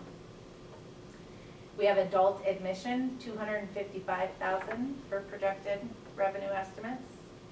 Adult discount, $20,000. Child admission, $140,000. Child discount, $20,000. Punch cards, $50,000. Adult memberships, $90,000. Birthday parties, $4,500. We're projecting a higher amount because deposits were previously applied to concessions. Chris just asked me last year after the 2022 audit, why do we put it there? And I said, I don't know why. Why do you have birthday party revenue if you're not tracking all the revenue related to birthday parties? Why wouldn't you just put it in admissions, or a discounted admission or something? And so then she decided, instead of applying them to concessions, it'd all be applied to birthday parties. That's why it's that way. It's a true representation of revenue that's generated from birthday parties. So it's not like it's new revenue. We had it posted somewhere before, but that's why that number went up to $4,500 from the projected $3,000. Lockers projecting $9,500. Towels $7,500. Concessions $38,000. Showers $200. Black Hills Gold and Jewelry $250. We still got that down there. I know it's lower than those high amounts, but they have been selling down the supply at discounted prices since we bought the facility and inherited the inventory, so. Probably size 6. Yeah, go get you some. Yeah. Well, Toe ring. could you explain the shower? They're all tiny. People pay for a shower? People pay for a shower? Yes. I send people from my campground there for showers. Okay. I think it's $3 or $3.50 per shower, something like that. Yeah, when you have people in a primitive campground and they don't want to go take a bath in the lake, you know, and we don't provide hot showers. A lot of our people that have members trip down there will use the showers and facilities before they go home. So And you don't have to pay for a shower if you're a member. If you have a membership, it's included, but there are people that just go and shower, use the facilities to shower. T-shirts, $4,000, swimwear, $18,000, souvenirs, $5,000, miscellaneous gift shop, $7,500, miscellaneous revenue, $550, which is primarily, I mean, includes some other things, but primarily the sales tax reporting allowance. Interest earned from the debt service reserve fund. Revenue we received from pool space rental by Fall River Health Services, that was new in 2020. $900 for recovery of prior year expenditures, which again is our workers' comp audit refunds. And then the operating transfer in highlighted at $235,515. That's to get our revenue of $908,440,000 to match our expenses. Same conversation as we had with the golf course. Evans Plunge is at they're showing a profit so far this year. Their revenue compared to expenditures today has a gain of $94,000, and their cash balance sits at $352,442. So although I wouldn't advocate for $235 coming from cash applied, I would imagine this fund has $100,000 to $150,000 that will be available to cash apply for next year's budget if they needed to. But I don't know that. My crystal ball is broken. The one Larry gave me doesn't work. So that's just what I think. You weren't supposed to bounce it across the floor. It came from the Black Hills. Not a bowling ball. Don't be hitting nobody when they walk through the door, man. All right. So Could have that, been something the golf cart people were chasing around on the golf course. that takes us all the way through the revenue projected. If there's no questions, this might be a good time to just take a little break. Is everybody okay with that? Pause for the cause, and again, if you're All right. Back at 6:48. Good enough. So we are going to talk about our 3 different donation requests. On the bottom of your expenditure page for the 212 additional sales tax fund is where you'll see those 3 donation requests and the amount requested. I actually moved that, my spreadsheet, to the 101 fund because they're all established departments within the general fund, but that's where those notes are. And then I did distribute the requests to each of you via email. The first one we'll review is from Prairie Hills Transit. They requested $10,000. In the budget notes, I believe I put down what was what was approved last year somewhere. It was $5,000. It was 5,000 last Yep, so their request was for $10,000. You should have a copy of that. Who's this for again? Which? Prairie Hills Transit. And last year council, I think their request was 20 and they got 5, or 25. One of them was 25. But let the discussions begin. I guess, given where we are, I would suggest that we give them the same amount that we gave them last year, give them 5,000. Everybody amenable to that proposal? I don't know. Keeping it the same amount? Yeah. 5,000. Okay.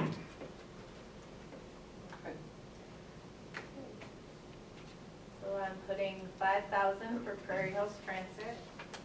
Any other comments? I'm looking at, just doing a quick scan. I mean, I read it, I was looking at it again. They didn't really, they said they had a higher load or more opportunities or something? They actually need cash match. They need a Okay, local So cash whatever we contribution. give, then somebody else matches it? They use it for matching for operations. None of us here are experts on how Oh. this business runs. And really, I would, I would advocate that you should not be. That's their business. Your business is to determine, our city priorities, allocating our limited resources to And priorities. And I'll explain why I'm suggesting we stay with 5,000 is that transportation is not a service that the city provides. Prairie Hills Transit is a 501c3, so they are a nonprofit that has access to other donor-supplied, other donors. certainly appreciate the services they do provide, but given the deficit that we're trying to overcome this year, this is not the year to increase that. So that's my suggestion, that we just stay steady, support them with some local funds, but not increase it. I heard no objection, so I changed that dollar amount to 5,000 in my general fund transit tab. And have 5,000 as my approved amount. The next request we'll review is from the Springs Senior Center. They're requesting $4,500 this year. 4,000 is what was requested and approved last year. I say, we stay with it. What is the 500 vote for? Is there, I mean, you sent the explanation. Yeah, but- they have an attached operating budget, and I'm sure like everyone else, their expenses for everything went up. If you're proposing to stay at 4, I would enter that and entertain any additional conversation related to the request. And looking at their request, their proposed operating budget for 2024, their net income is, we're gonna round it off, which will drive Misty nuts. But they're estimating an income of 28,000 with an expenses of 30,000. So everybody's expenses go up.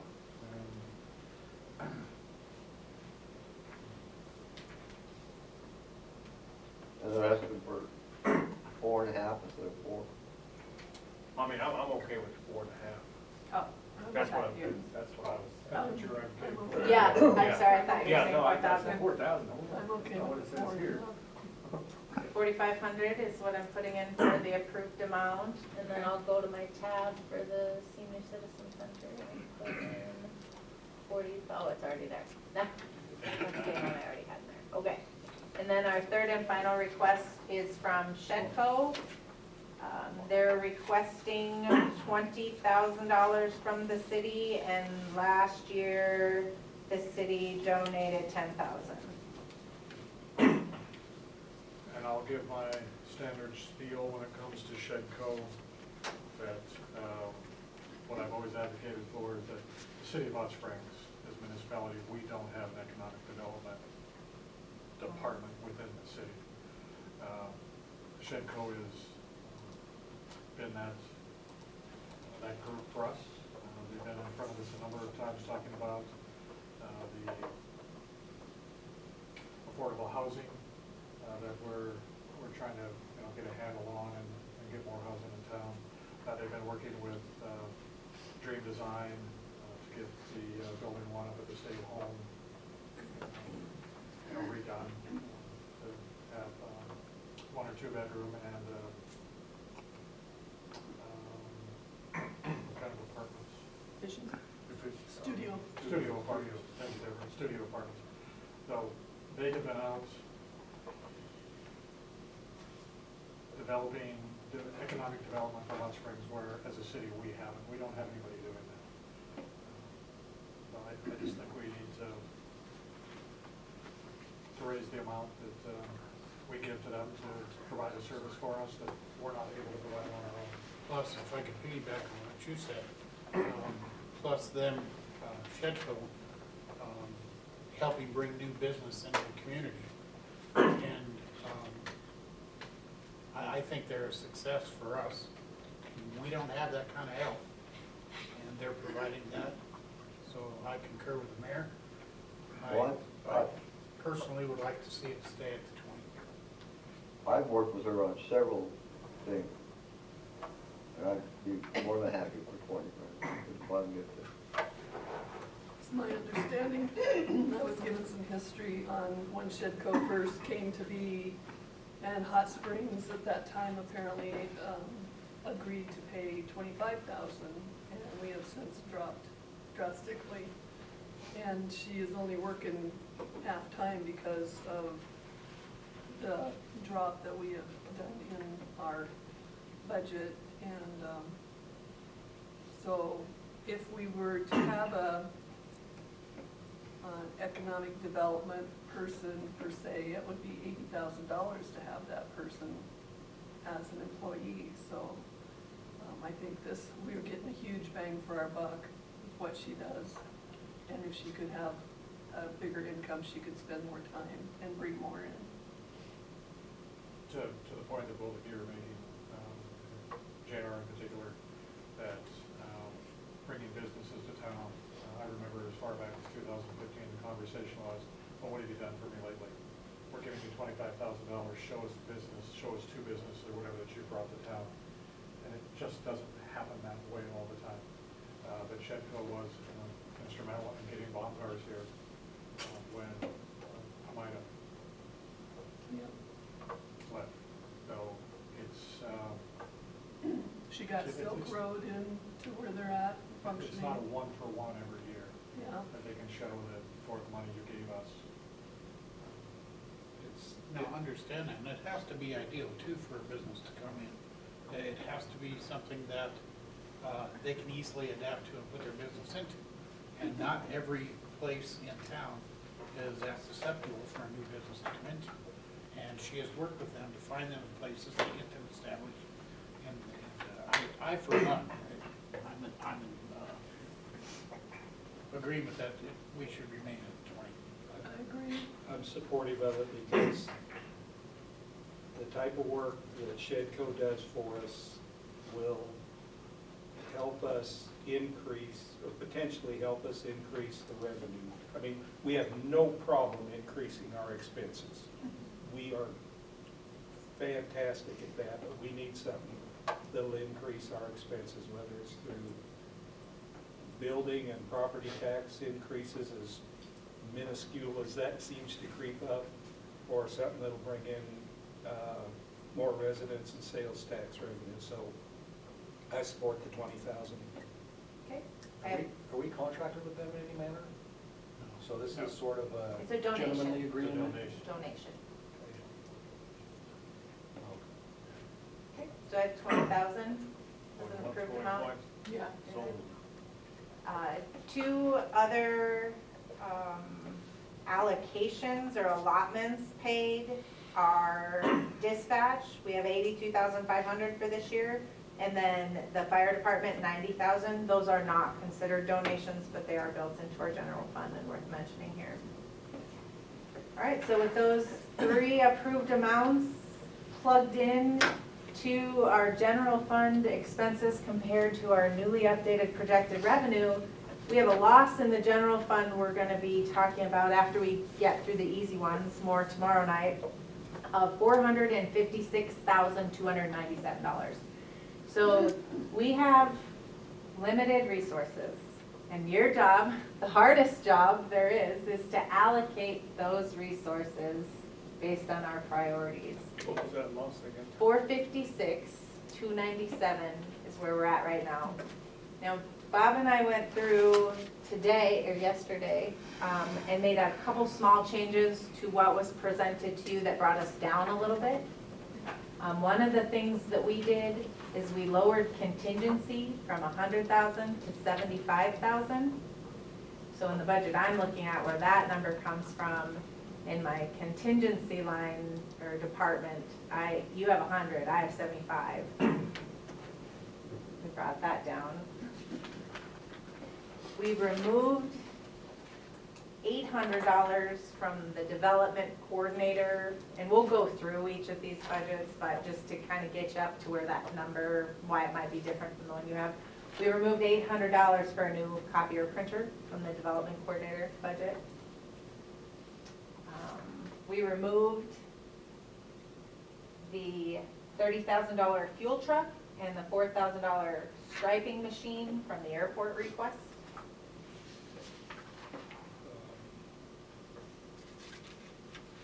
And I think that's all we removed. So we're not going to go through those hard parts and try to get that deficit gone away tonight. That'll be work for Thursday night, but I wanted to let you know where we're at for projected loss as we work to go through these other funds and departments. I wanted to let you know where we're at in our general fund. that's plugging in those donation numbers as agreed to tonight. What, was that on the airport, was that machinery and equipment? Yes. And so you dropped that to how much? And do you want to talk any more about airports since you're there? No, but I just wanted to talk about how we got to that number and what we dropped, and I figure we'll go through each department Okay. in total. So it's down to 18.5 now.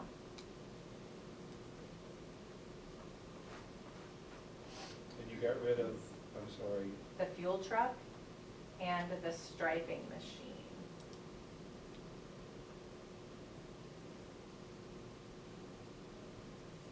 So far. So that's under the general fund? In the airport, Machinery and equipment. I went down to 18.5, and but if you don't get it updated now, we'll be going through that budget, but I just wanted to let you know where we're at for the projected loss so far.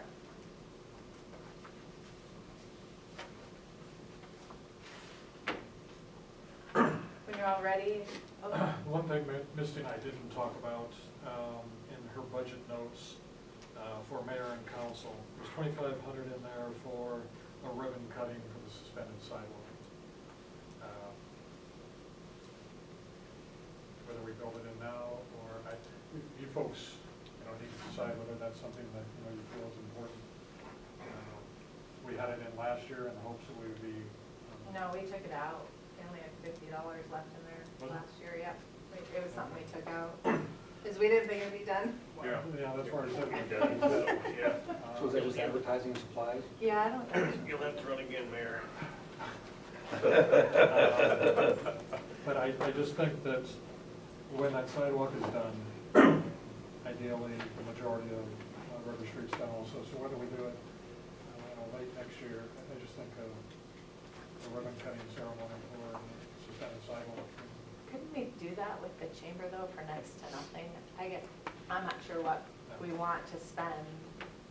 I think I remember talking about this last year too. It just seems like a high estimate when we got some great big scissors already and we could probably get ribbon.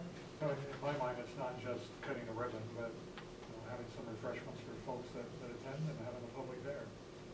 Having more than just come down and watch us cut a ribbon and thank you and go on about your The day. public dinner? Refreshments, that's what he said. Well, I heard refreshment, because I heard something right after that. If I said dinner, I misspoke. I'm not worried about hearing it, but sounded like dinner.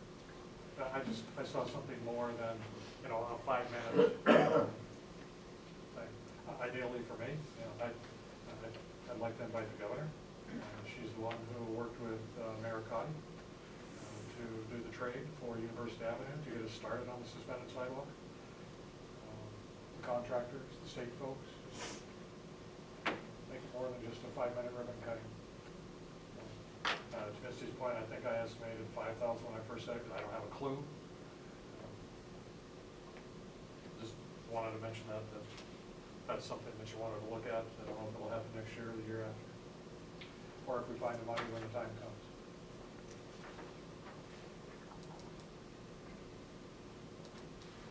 I don't have a problem with 2,500.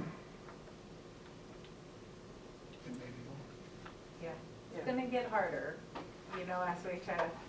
But we're looking at maybe next year having it a lot more. Could we plan on doing that this year? It is built into this 2024 projected budget and part of that deficit calculation. I think a lot of it probably depends on how late in the year the project gets completed. Whether, because you probably want to have a ribbon cutting on site, right? And I, for one, don't like cold weather. Well, if it's gonna be a big deal, I wouldn't have a problem with it. Be good for advertising across the state. But if it's gonna be just ribbon cutting. You're gonna need more than $2,500 if you wanna advertise it across the state. I mean, the coverage, though, I'm sure somebody would cover it, wouldn't The newspaper. I mean, That if doesn't Governor go across Duncan- the state. It doesn't go across the state, though. Probably get rapid TV If the down. governor's there, it will. Okay. Maybe Trump will come too. Okay, so we need to move off that conversation. Okay, so I got the next one, the 211 expense code. It's after the total in the general fund about midway through. Is a good, easy one that we could probably get knocked out.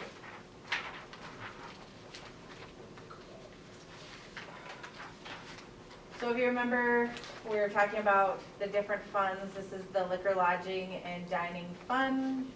80% of the estimated revenue historically goes to the chamber.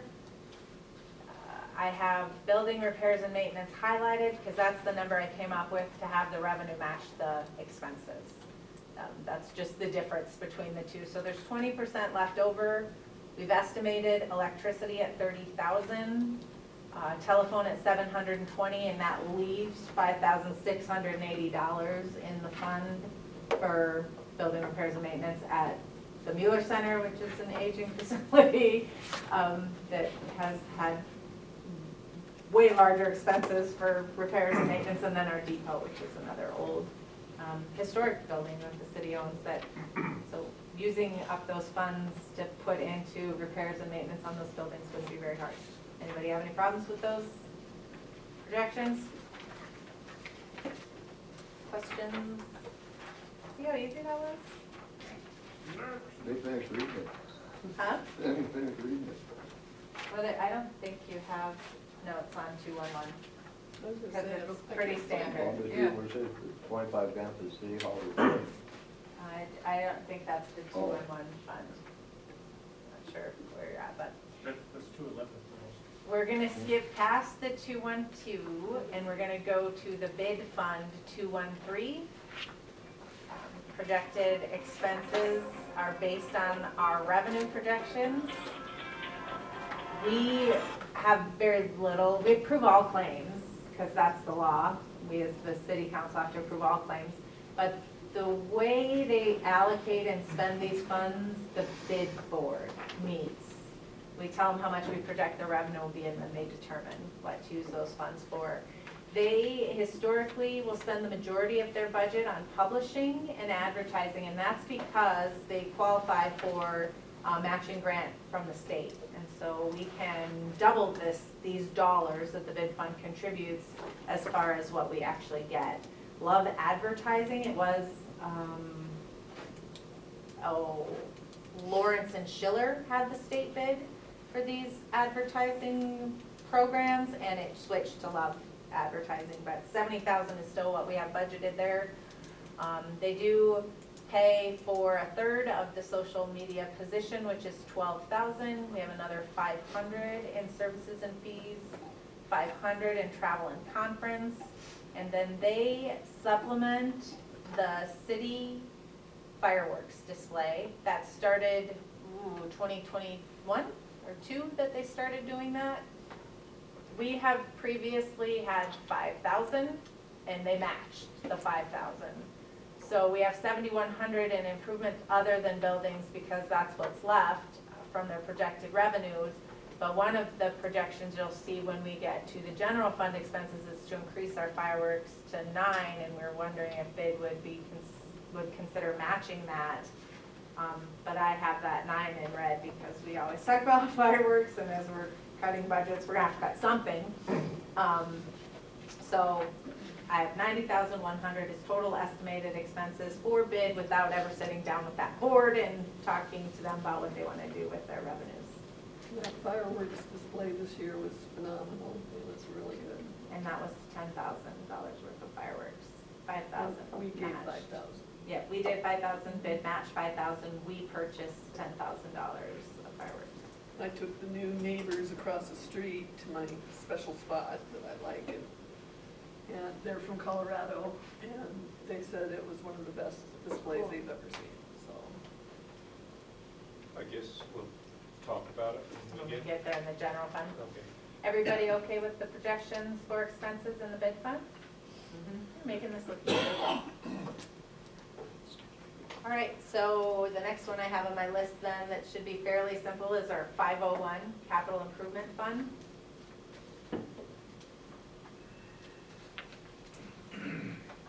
I just put 1.5 in for estimated expenses for the sidewalk because the 2.5 we projected for this year and 1.5 makes the 4 that we need to build it. So it's just highlighted, it's just a guess, but again, this is a fund.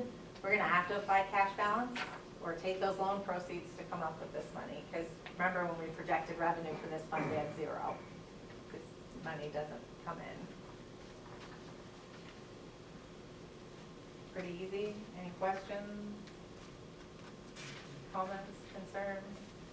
Something I didn't get added to this spreadsheet, but is offset 100% by revenue collected, is we did establish in this fund an expense and a revenue account for the Macaulay's Vision Fund.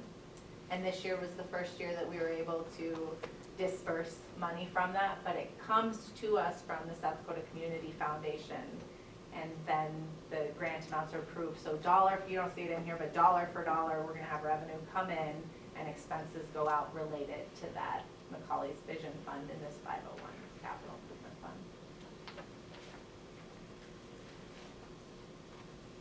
All right, I guess the next easier one I jumped to is the 612 fund. That's our solid waste fund.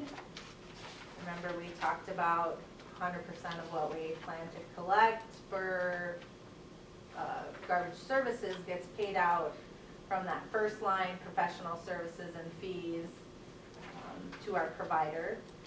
We have 250,000 there. The repairs and maintenance, 350, supplies and materials, 500, that's just for garbage totes. And then we have the transfer out of 10,000 that goes into the general fund. We have $2,400 left in that fund as a profit.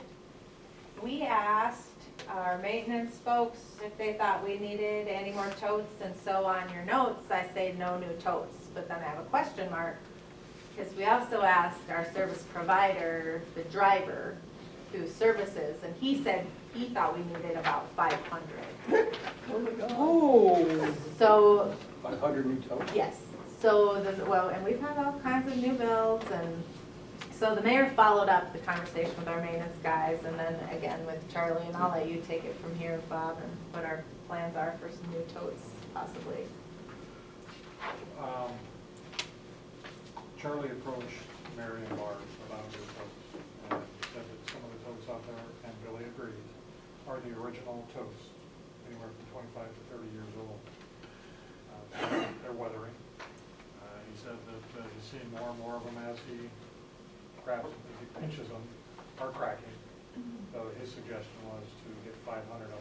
Talking with Billy, Billy was thinking, oh, that's a lot, maybe 200. We got 300 last year that came in at $24,000.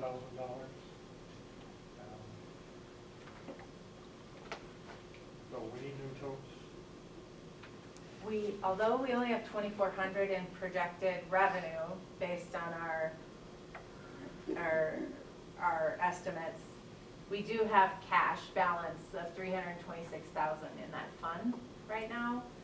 So we talked about either this year or next year, sooner, if the money's sitting here now, spend today's money today, because you don't know what's gonna happen next year. We would just use cash applied, wouldn't need to be necessarily in this budget. If you choose to do it in 2024, you still have to use cash applied for everything over $2,400, so. Is there a committee that wants to talk about determining the number? It'd probably be Public Works. Yeah, if you have one of those bad cans, it kind of stinks. It's cracked. Sounds like you're speaking from No. maybe Well, experience? mine's okay. No, Yeah, but okay. I've had that experience. So again, how much do we have in cash where we could purchase some tomorrow? 300. So 300 at 24, add another half to that, so that'd be 36,000 probably, for 500 of them. Where's the, for 500, because we were estimating about $85 a piece with shipping for last year's price, and so, who knows?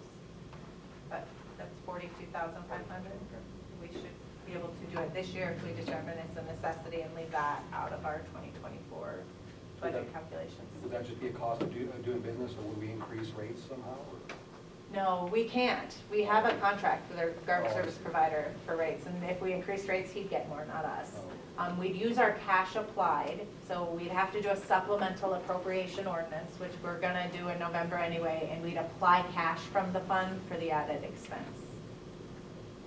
So the city provides the containers, he just provides the service of. Through Public Works, I can reach out to Hal.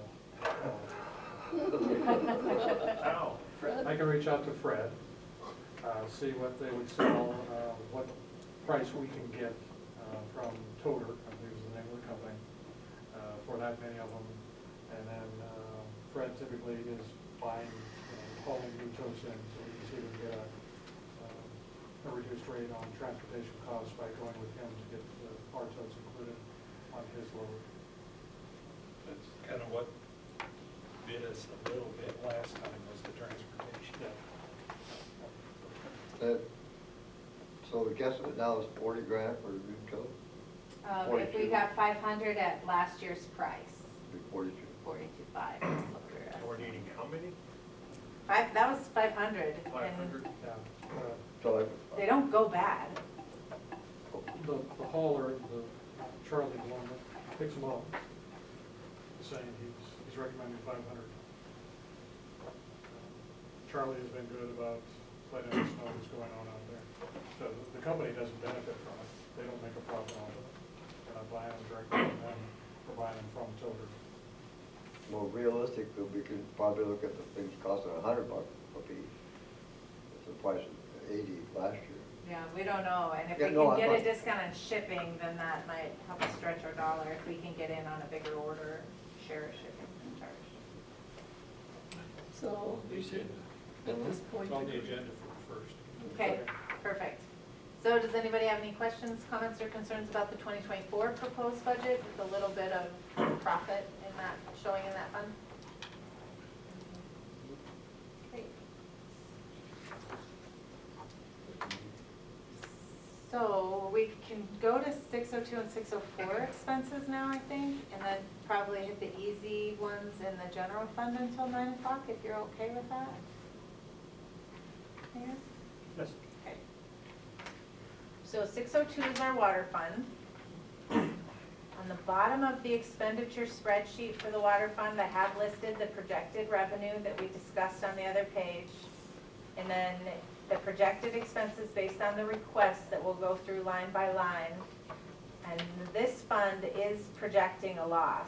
And I would not encourage you to use any cash applied in a fund that you're concerned how it's gonna end the year in cash balance. So, a couple of things I'd point out before we get too far into the water fund conversation, because this is the first fund that we've talked about with salaries and wage expenses, is that we added 15% to the top of steps for all full-time positions, except for 4 previously increased last year.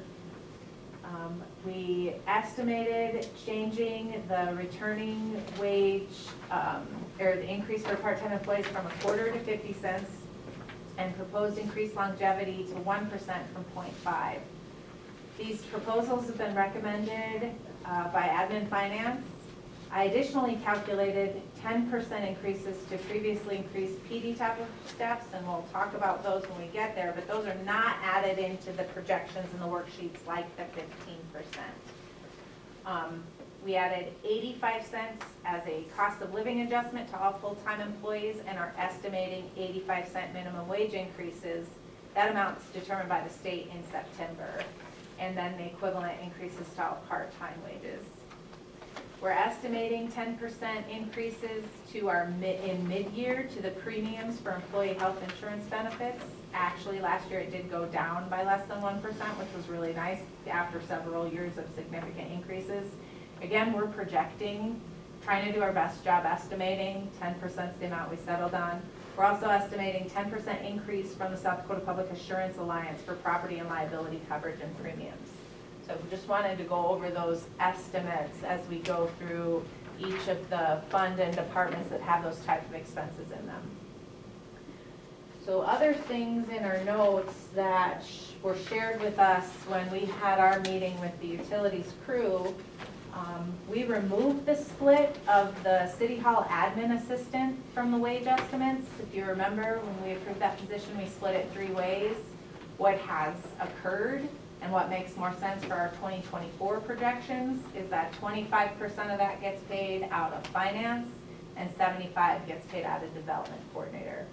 She's really not doing anything for water, not doing anything up front where she's sitting now, and it's working. And she's advancing things that haven't advanced in that development coordinator office. So that's what we're proposing. So it's removed from the projected salaries and wages in the water fund.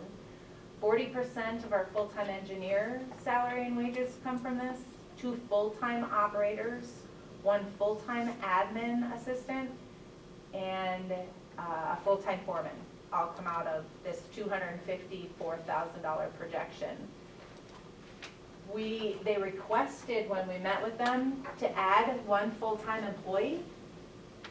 They mentioned that if we were to add a full-time employee, that position would absorb the meter reading responsibilities, which that work takes about 4 days a month. The total estimated added expenses for the position, which is not budgeted in these projections, is $50,515 or $37,495 when you subtract the meter reader contract from our services and fees of $13,020. None of this has been discussed, as far as I know, with that person and her position yet, so, and not budgeted into this.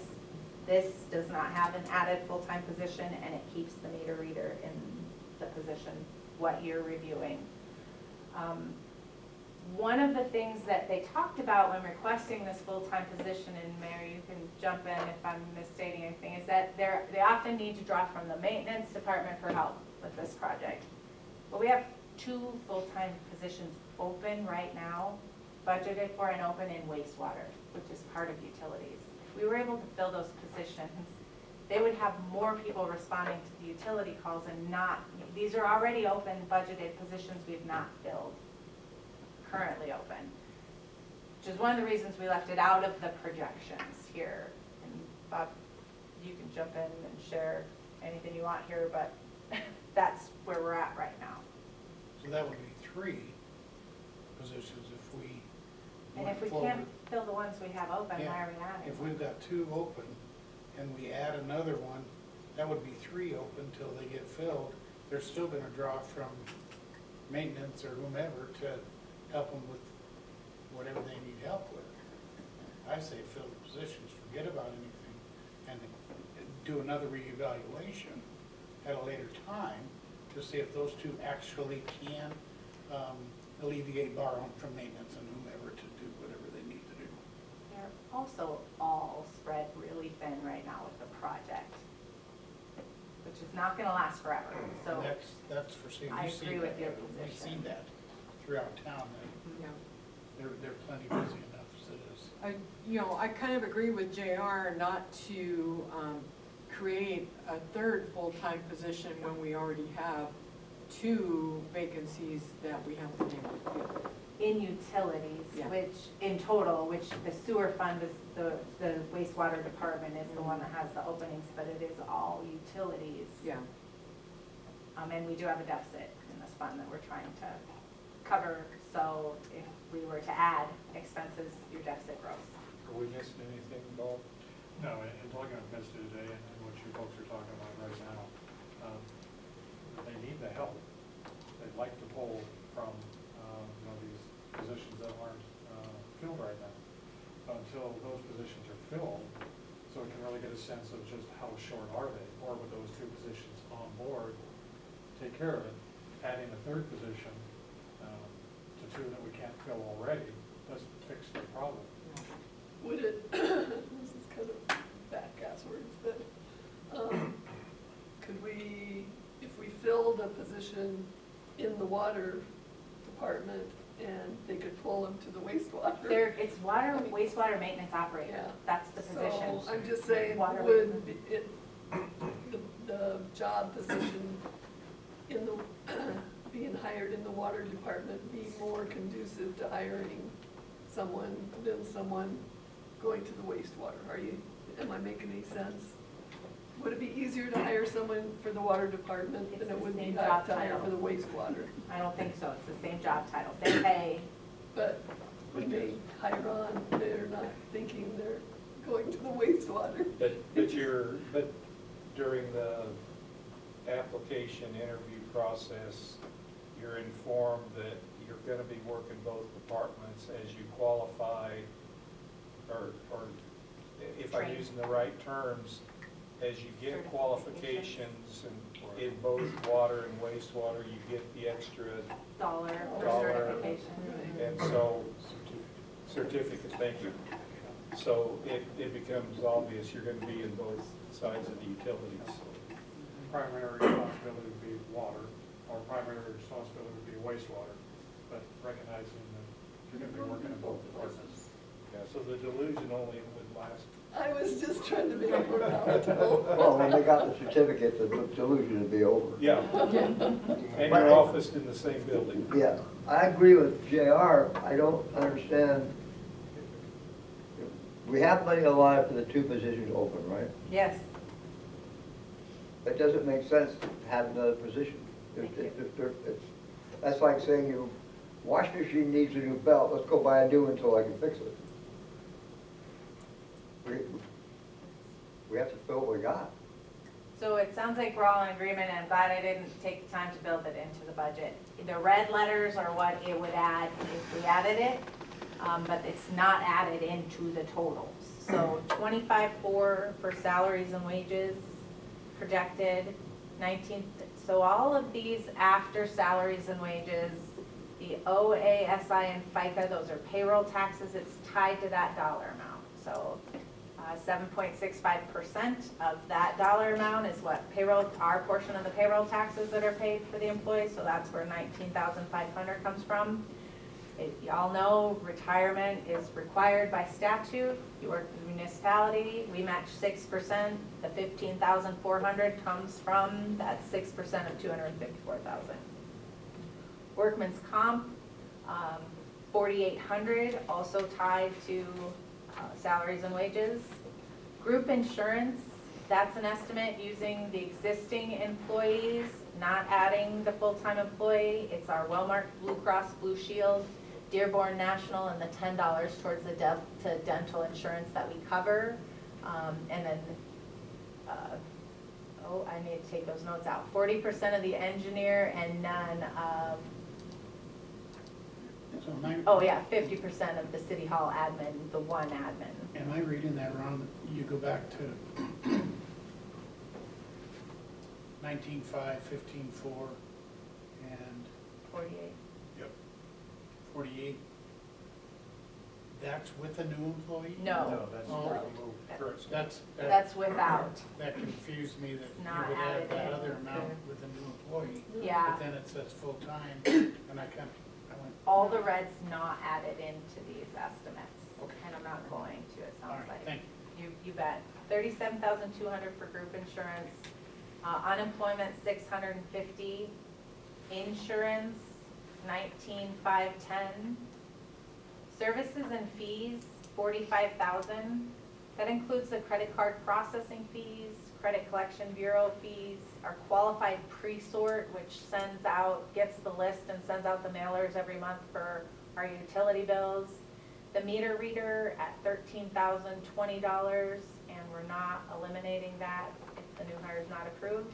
And then South Dakota 811 and water testing fees. They said they needed to add more for water testing this year, so we have 45,000 there. They publish the annual water report. We have $200 in publishing.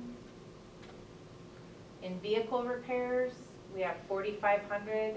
Now, as you look back at previous year expenses, know that when we have hail damage or there's an accident, we these budgets are supplemented by insurance revenue that's received. So it's not indicative of what a standard year is when you have those kind of things. And if you remember, we've had those kind of things in the last couple years.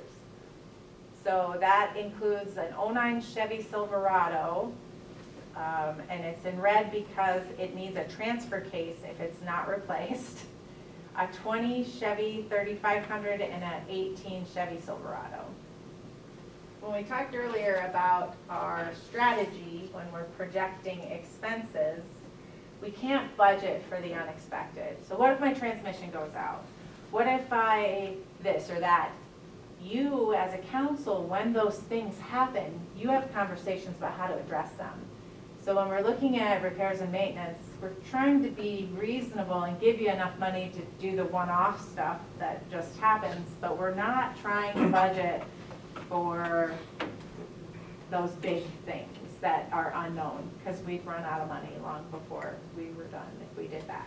So it's 4,500 is just for the Chevy and the Silverado? It's for all three of their All three of them. vehicles. Building repairs and maintenance, we have 1,000. Back up. Yep, So what's the cost of the transfer case? Is that built into that 4,500, or is that what you're talking about, that we just they're figured that out requesting a when- new vehicle and they wouldn't replace the transfer case if they got the new vehicle.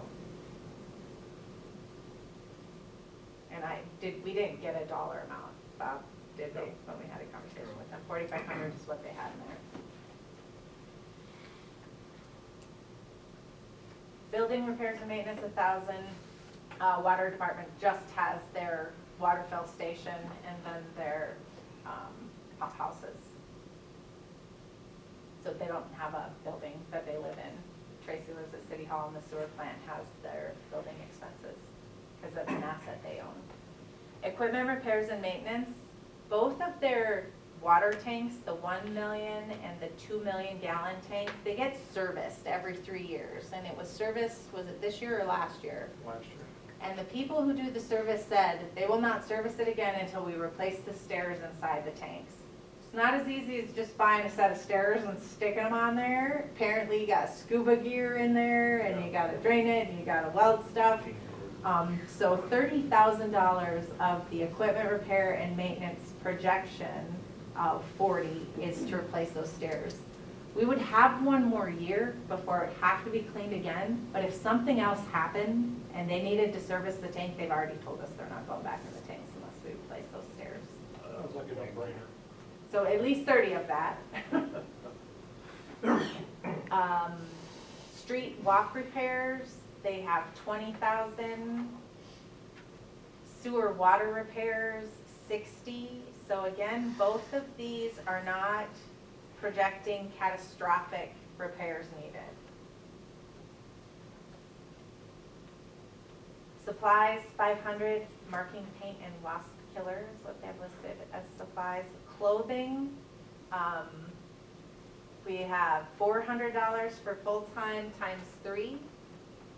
And new in 2020, or new for 2024, we created a PPE line item, and we added 1,200 there. So we didn't take anything away from the clothing budget. PPE used to be paid for out of supplies, or clothing, depending on what it was. And the red again, I did not add the new full-time employee. So we split out PPE and we added 1,200 there. Minor tools, we have 8,000. 2,000 of that, they want a new handheld. That's for meter reading, and not just want, they need. Am I correct? Didn't he say the current one needs replaced? Yes, and it also allows them to read both types of Meters? meters that we have. We have some older ones. Just point and shoot, Pardon? just point. And then reader, Uh, they don't have to walk right to the meter, they can just point the gun at the meter. Or- Yes. Okay. We have 25,000 requested for purification chemicals due to cost increases. $8,000 for gas, oil, and diesel. $1,500 for travel and conference. It's to attend classroom training for certification advancement. When it's paid for by the employee for each certificate, not the city, but it also, travel and conference would pay for any other classroom training, and then Pete and Tad go to shooter school. Doesn't that sound fun? That's for fireworks. So we have $1,500 in there. We added lines at Hot Brook and Evans pumping stations this year, so $1,100 is what we have projected for telephone. $55,000 for electricity. $1,600 for cell phones, all smartphones now in the water department. And improvement other than buildings, we have $80,000 requested. That would purchase us approximately 400 radio read meters this year. And then we'd need 400 more next year. And then we'd be ready for a tower project in 2026. All of our meters would be upgraded to a radio read at that time. Machinery and equipment, we have $94,000. That includes a backhoe thumb bucket for $24,000. What's wrong with the one there? I don't think they have one. I don't have one. I don't think they have a thumb bucket.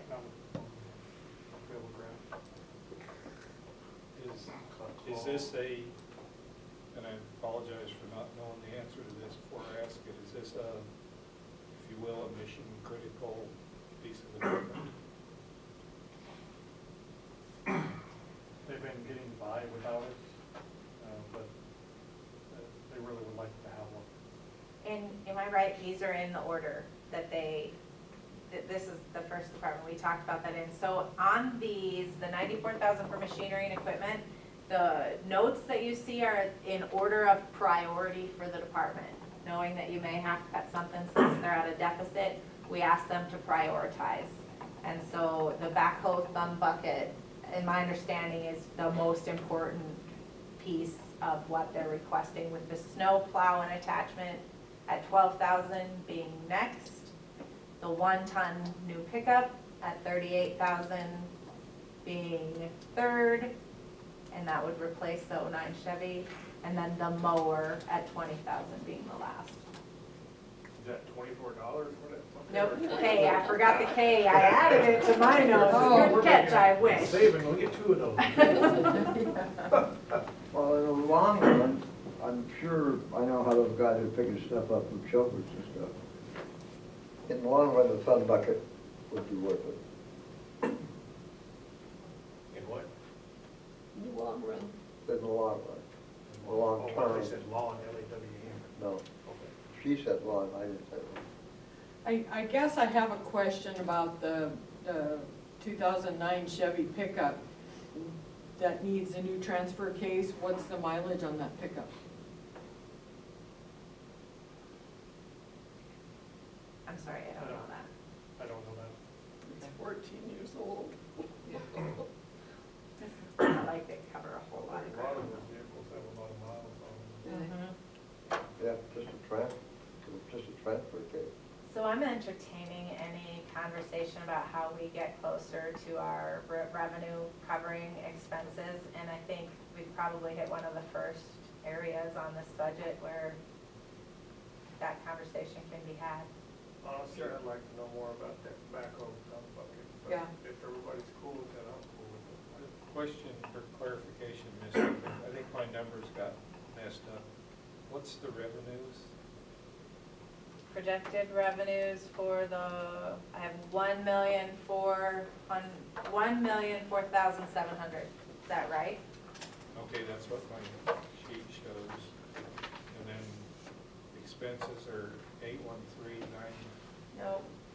Our projected expenses are $1,067,938. You don't have the 125 in the bottom for Okay. the transfers out?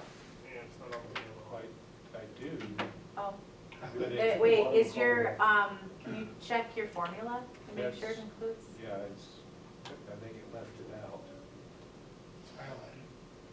Well, it shows M2 through M45, but my total expenses are only 813.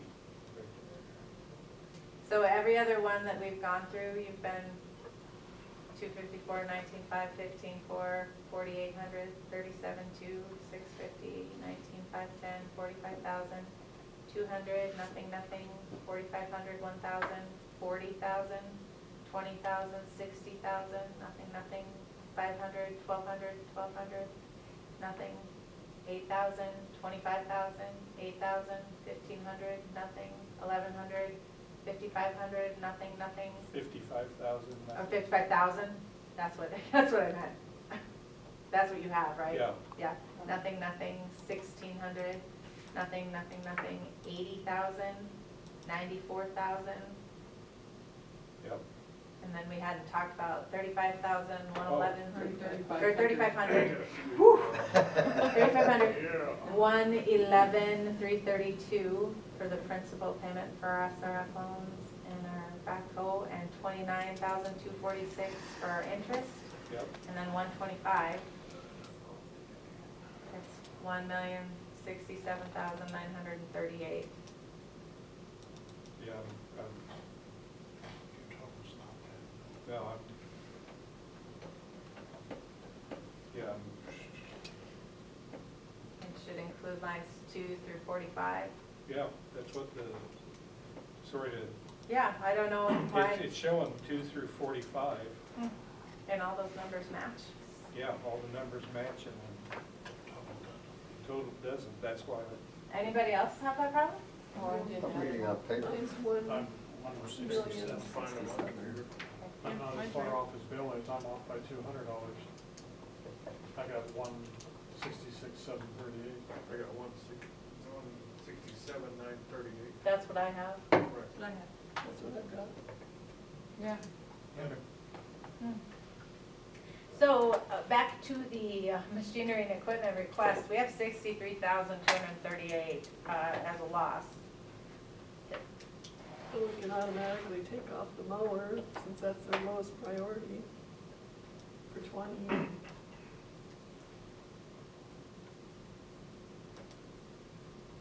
Where are they at with their mowers? I mean, They have mowers, they wanted a new, bigger mower to make it more time efficient. Or when they're mowing up around the water tower. What's their snowplow situation? It's the attachments for a truck is what they're looking for. is that a wish or a want? I think the snowplow came before the pickup for them as important, and they have 43,238 as still a deficit. So if you did choose to take the 12 away, you're still looking to do, I took 20 off for the mower.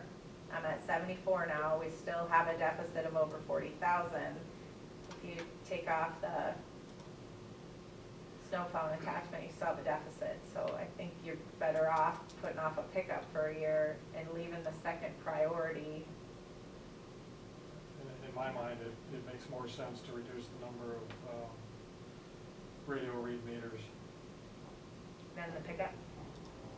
Yeah, it moves us out a year to be able to get to a point where we're able to read all the meters from a tower. But when we're looking to save some money, We could take half of that off and do 200, and then we're only at a $3,238 deficit. Is that what you were thinking? Or were you thinking taking them all off? That would be- No. that would sound like a take good half idea. of radio read meters, get that at 40. So you can do 40,000 on that. Yeah. Anybody have any objection to that plan? That is a good idea. That's a start.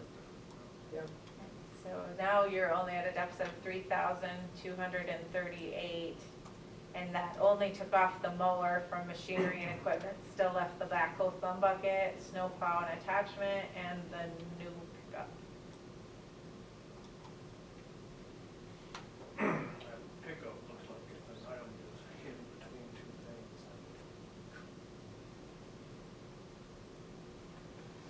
That's a new pickup or the It's a new Or pickup. new used pickup. It's a new pickup.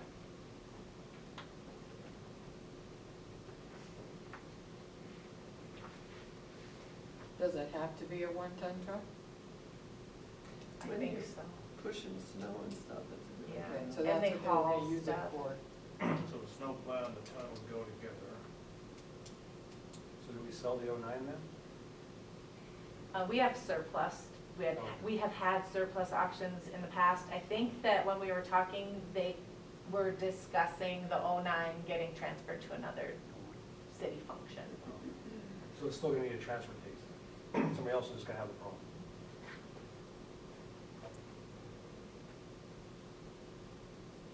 Should we keep going? I'm sorry. No, no, you're fine. So now the truck is between snowplow and well? Oh, you have the backhoe thumb bucket at Okay. 24,000. That's the number one thing. You have the snow plow and attachment at 12,000. You have a 1-ton pickup at 38,000. And we need how much?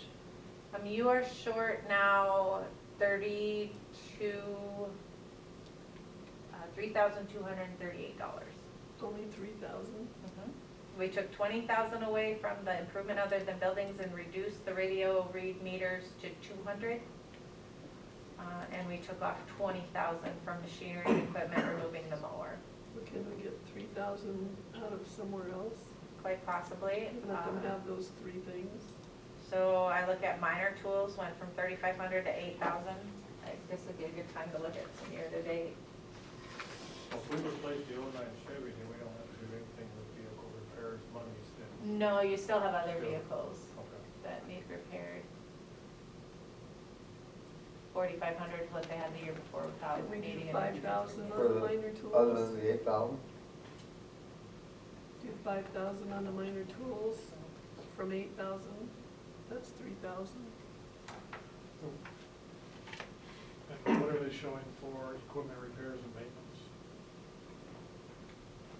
40,000, but that's for the 30,000 of it is for the steps and stairs. The other 10 is just for various other equipment repairs and maintenance. You could, I'm open to suggestions wherever you think you want to take it from. I like Deborah's idea. Would you leave that to city? Minor tools. 5,000 for the minor tools. They only had 3,500 last year. But they're at 6,600 year-to-date. Oh, yeah? Mhm. But Yeah, I wouldn't want to take too much off their minor tools. Maybe 1,000 could come from there, and then what was the other one? We were looking at 10,000 extra for other equipment repairs could be where the other, is that what you were thinking, Bob, when you were bringing up that number? For the 40,000? Yeah. Yeah, take 3,000 off of it, so So what would that one be? 3,000 off? by the purification chemicals, that's an extra $9,000. It has increased year-to-date. We're at 12,700. Okay, so that would be 25,000. We gotta keep getting them awards. Don't want those people complaining of the stink. So did you want me to just take just 3,000 off of the improvement other than buildings, and then the 238 from minor tools, when you said 3,000 from there? Or take the whole 3,238 from improvement other than buildings?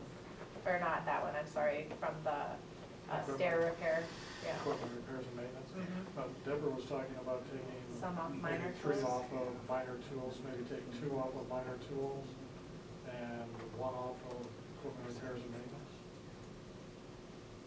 Or 15 off equipment repairs and maintenance, that would get us. Yep, just they trim give it us off. just a little overage.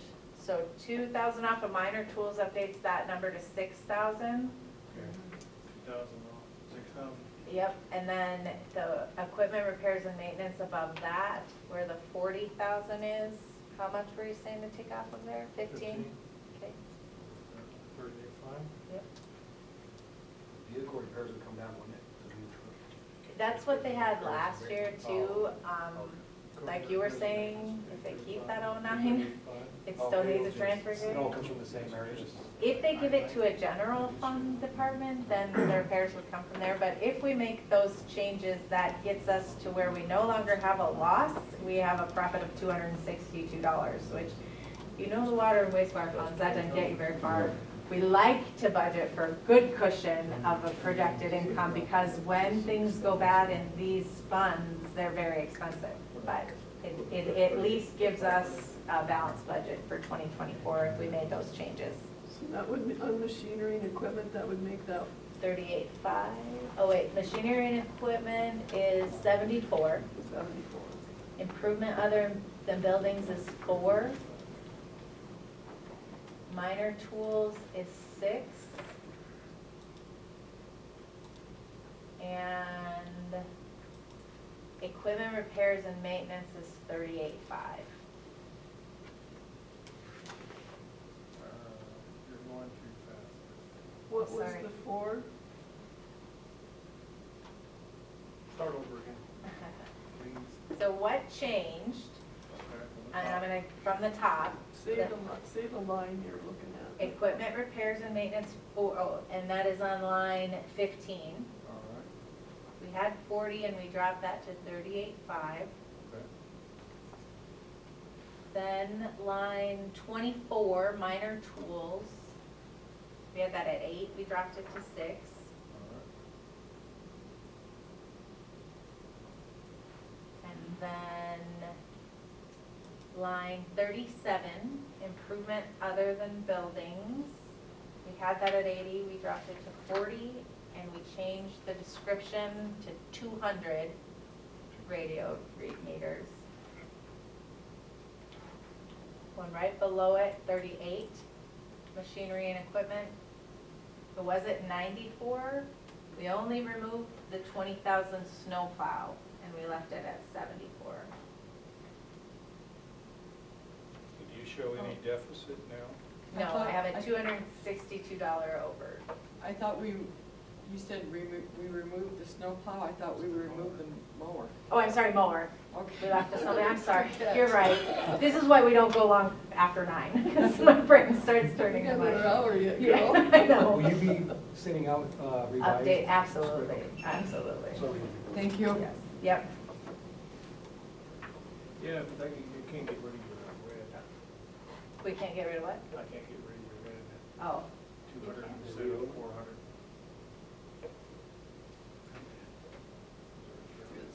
It's still red, but the number's right. Yeah.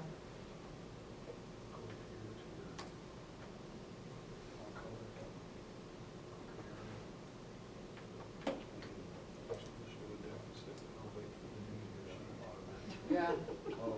Yeah. My OCD is going nuts. Put in there instead of 4.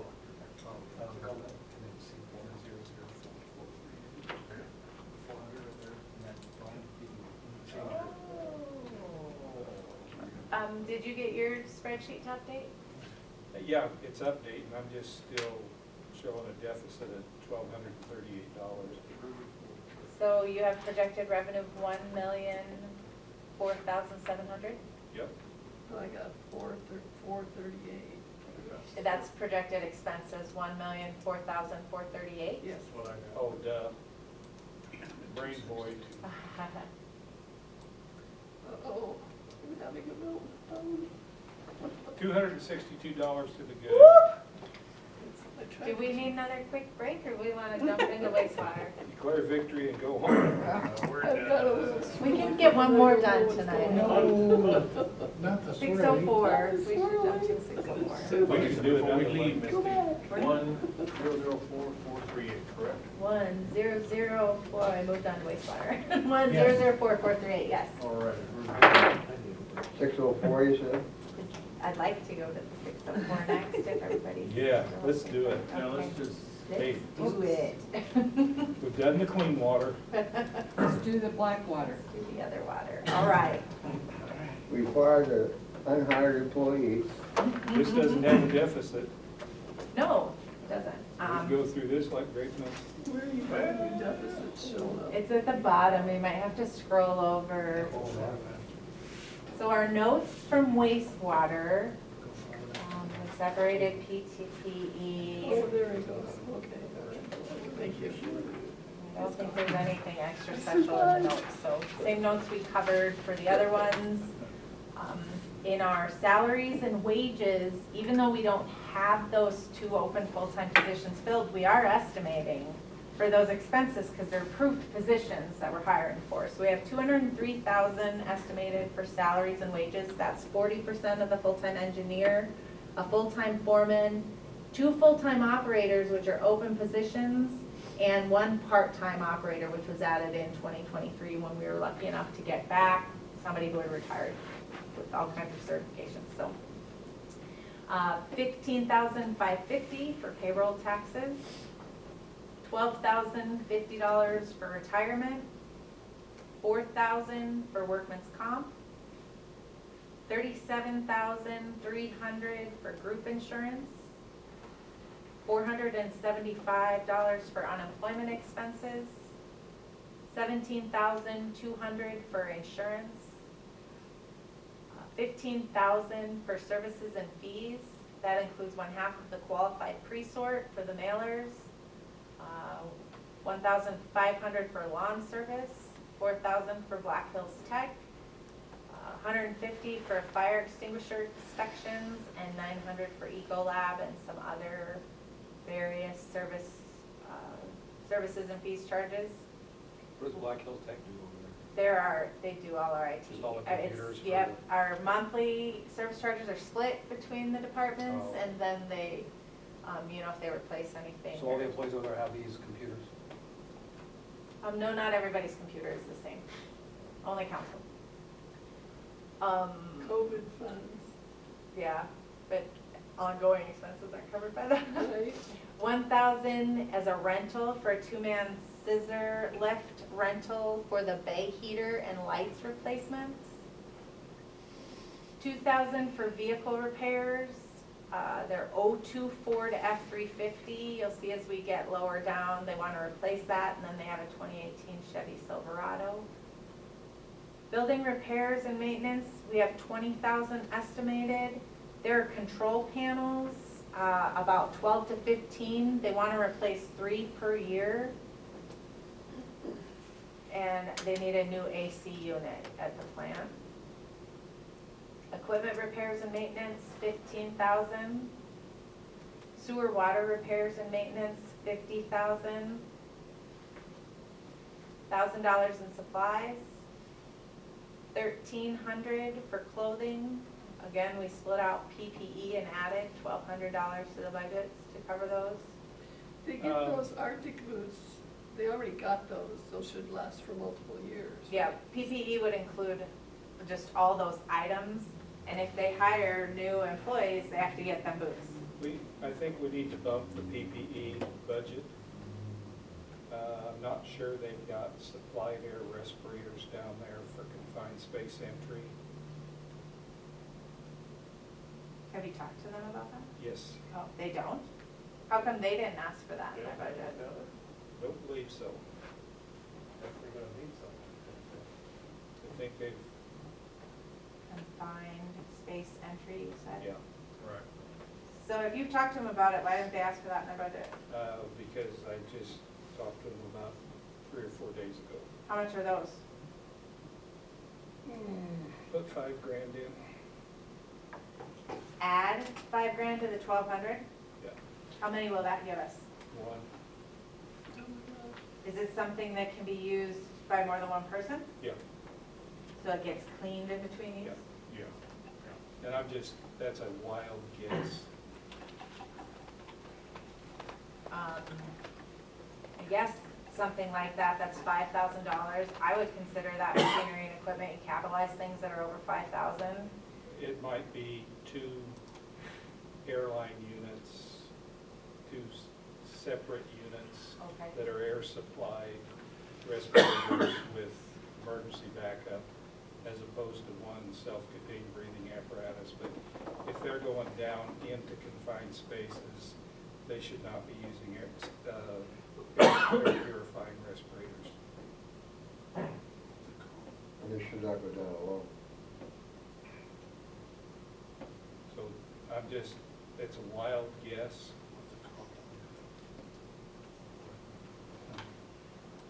Supply their respirator.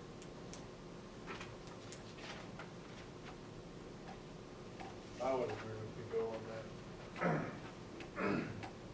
It's probably not the same, but back in the day, we were thinking about the big old tank, you had to go inside those with the breathing apparatus.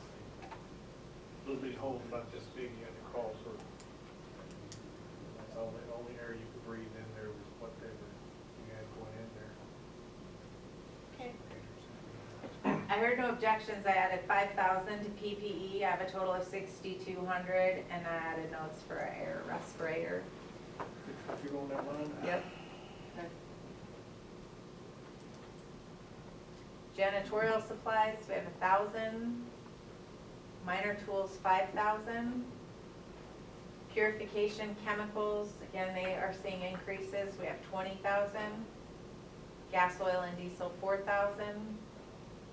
Travel and conference, 1,500. Again, any classroom training for certification advancement is paid for by the employee. But South Dakota Rural Water Association certification is something that they'd be interested in attending. Telephone, 1,300. Electricity, 25,000. Propane, we have 35,000. Cell phones, we switched the foreman to a smartphone, and 2 basic cell phones, our estimate is 1,500. We can fill those positions and they want smartphones, we can deal with that if it happens. Machinery and equipment, we have 75,000. They're requesting a new dually 3-ton chassis, 55,000, to replace the 02 Ford flatbed. They will repurpose the flatbed. They also need a used van to transport the camera, the $65,000 camera that we bought. They did buy a trailer, but the trailer does not work for getting in confined spaces, which they're constantly having to do with this road project. And so they're looking for a used van to have a permanent insert for the camera. And so, You've got a white Will the van. Durango work? wait a minute, let me find my budget notes where I say, The rec lady had a van. Yeah. the yellow truck, the white Dodge Durango, the development coordinator uses, the 1990 white Chevy van for recreation are all not currently being used, but got shifted around and invested into in 2023. We should not put any more money into crap vehicles. I remember that note. I asked Bob if I should take it out, and he told me to leave it in there, but we put thousands of dollars into crap vehicles last year that are still crap vehicles today not being used. So if we Why need are to we replace selling the them crap and getting some money out vehicles. of them? So they need to end up on the surplus list. The white van that Kathy used, She left it. everybody but Kathy says it needs to be replaced, it needs a new rear end. Oh,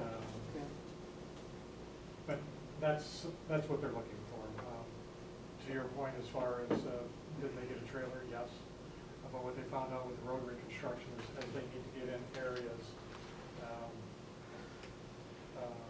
a pickup with a trailer behind it just limits where they can get. And not just road reconstruction, but, during traffic, if they have a water main or a sewer main that they need to take a look at, then they need to have something smaller to get it in traffic. It would be dedicated for the camera too. It's not good for the camera to move a lot or bounce around a lot, and they thought putting it in a van would be better off for the camera long-term too. Is that, do you remember them saying that? So 75,000, we have machinery and equipment. Computer software, 1,300. That includes 50% of our utility billing software and 1/3 of our point-of-sale software annual fees. They also have principal and interest payments on an SRF loan. And the operating transfer out brings us to 778,506. If you remember, we projected revenue at 871,250, which gives us a projected profit of $92,744, which sounds like a lot of money, but both water and wastewater, if anything goes bad, we go through money super fast, so.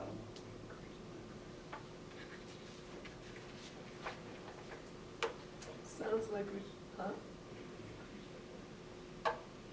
My PBE PPE, went to 6,200. Oh, that was good. yeah. So our And new we were total, looking up that I can't find a price on it. 78,506. So it looks like we can afford the van and the dually if nothing bad happens. Right. Right. Any additional comments on the wastewater fund? Now, the 6,200 on the PPE, that's just ballpark, because we don't really know how much it's gonna cost. We added 5,000 for the, and that could get us two things or one thing, it Yeah, should be no, enough. that's what I'm saying, we don't know for sure. Right. Okay. All right, Thank you, folks.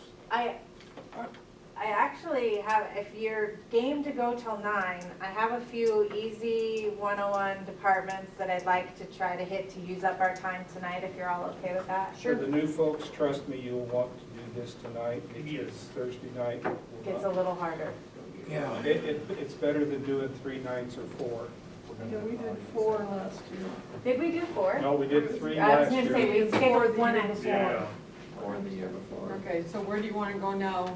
I think that we'll start at the, so the total 101 general fund, that tab, will go to the right. Just to make it easier, we'll just go, so the first one I'm gonna go to, we have nothing that we're budgeting for transfers out, so that's 0, and we're done with that one. Whoop, whoop. The next one is economic development and assistance. You earlier approved 20,000 for Shedco, that's plugged in there and highlighted. The other thing that comes out of that category is our residential tax rebate. We can't get out of that. Our projected expenses for that, for this next year, is 27,000. So we have a total. How many more years do you think we'll be spending on this? So Bob asked me the same thing. It's a residential tax rebate for up to 5 years. Well, we have the approved list, but not everybody has started paying taxes to get rebates. So we have people that are going into their 3rd year that only have, well, 2 years left. Okay. But then we have people that haven't even started on their 1st. Oh, jeez. So, but it is, that pre-approved list is set, we're not adding any more to it. So once we get to the point that everyone is starting to get rebated on the taxes they paid, then it's 5 years from that date and we're done. Okay. I think you'll see it increase the next couple years, and then we'll see it start gradually going down. Okay. Can I interrupt? Please. I just found online a Scott Air Supply respirator that we're talking about is about $1,700 a pop. We'll need a couple, we'll need tanks and hoses, so the $5,000 should be about right. Oh, okay. For 2 of them. Okay. So that gets us through transfers out and economic development. I'm gonna skip the Mueller Center, the libraries, the parks, and I'm gonna go to the senior citizen activities. And that won't be easy. You already approved and is highlighted $4,500 for that one. I'm gonna skip past recreation and I'm gonna go to rabies and animal control. We eliminated the position in 2022 and we contracted our ACO services with Battle Mountain. We pay them $2,000 a month for their services, and $24,000 is what I have in that budget. Well, here's the bad news. This isn't working for us. No. No. They mostly take care of dogs. They don't want anything to do with cats, Or snakes. or snakes, Or skunks or or raccoons. raccoons, or skunks, anything else. Cat management, they recommend that we capture cats, we spay and neuter them, and return them back to where we found them. The property owners aren't anxious about that. They want the cats gone. They don't want them in their gardens. They don't want them, if it's a trailer court, they don't want them up in the insulation on the grid. This isn't working for us. We're gonna have to figure a different solution.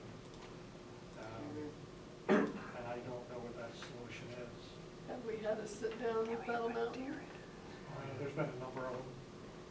Oh, okay. About what they do when it comes to cats. I think they're gonna say that the $24,000 we give them, they spend that plus more just to manage cats. I think we need to build it in, so we have it. Then we're gonna have to have a serious conversation on what we do. I was a strong advocate for going with Battle Mountain because they were a no-kill shelter. And I just think it's wrong that an animal has to pay with their life for an irresponsible owner. And I think another thing that we have to take into consideration is sometimes they're not available to go out on an emergency call to pick up an animal that maybe has been involved in a car accident and their owner went to the hospital. So we still have to have a police officer deliver the animal to them. My understanding from them, they have never not responded to a call for Yeah. something like that. I don't know if that's been a problem. I'm not aware that our officers are picking up injured animals and delivering. Well, the animal isn't injured, but the owner was injured, Oh, or there was an arrest made and they needed to do something with the animal. I And, think that's fairly infrequent. yeah, is it? Yeah. Okay. It I've hasn't had, been- I've had to call them 3 times, and I've never had a problem with them coming, it was just a dog. I've never had a problem with them showing up too sweet to get a dog, ever. I A would dog? like to add that there are services for rodent and pest control, and it's everybody's responsibility individually, not necessarily the city's.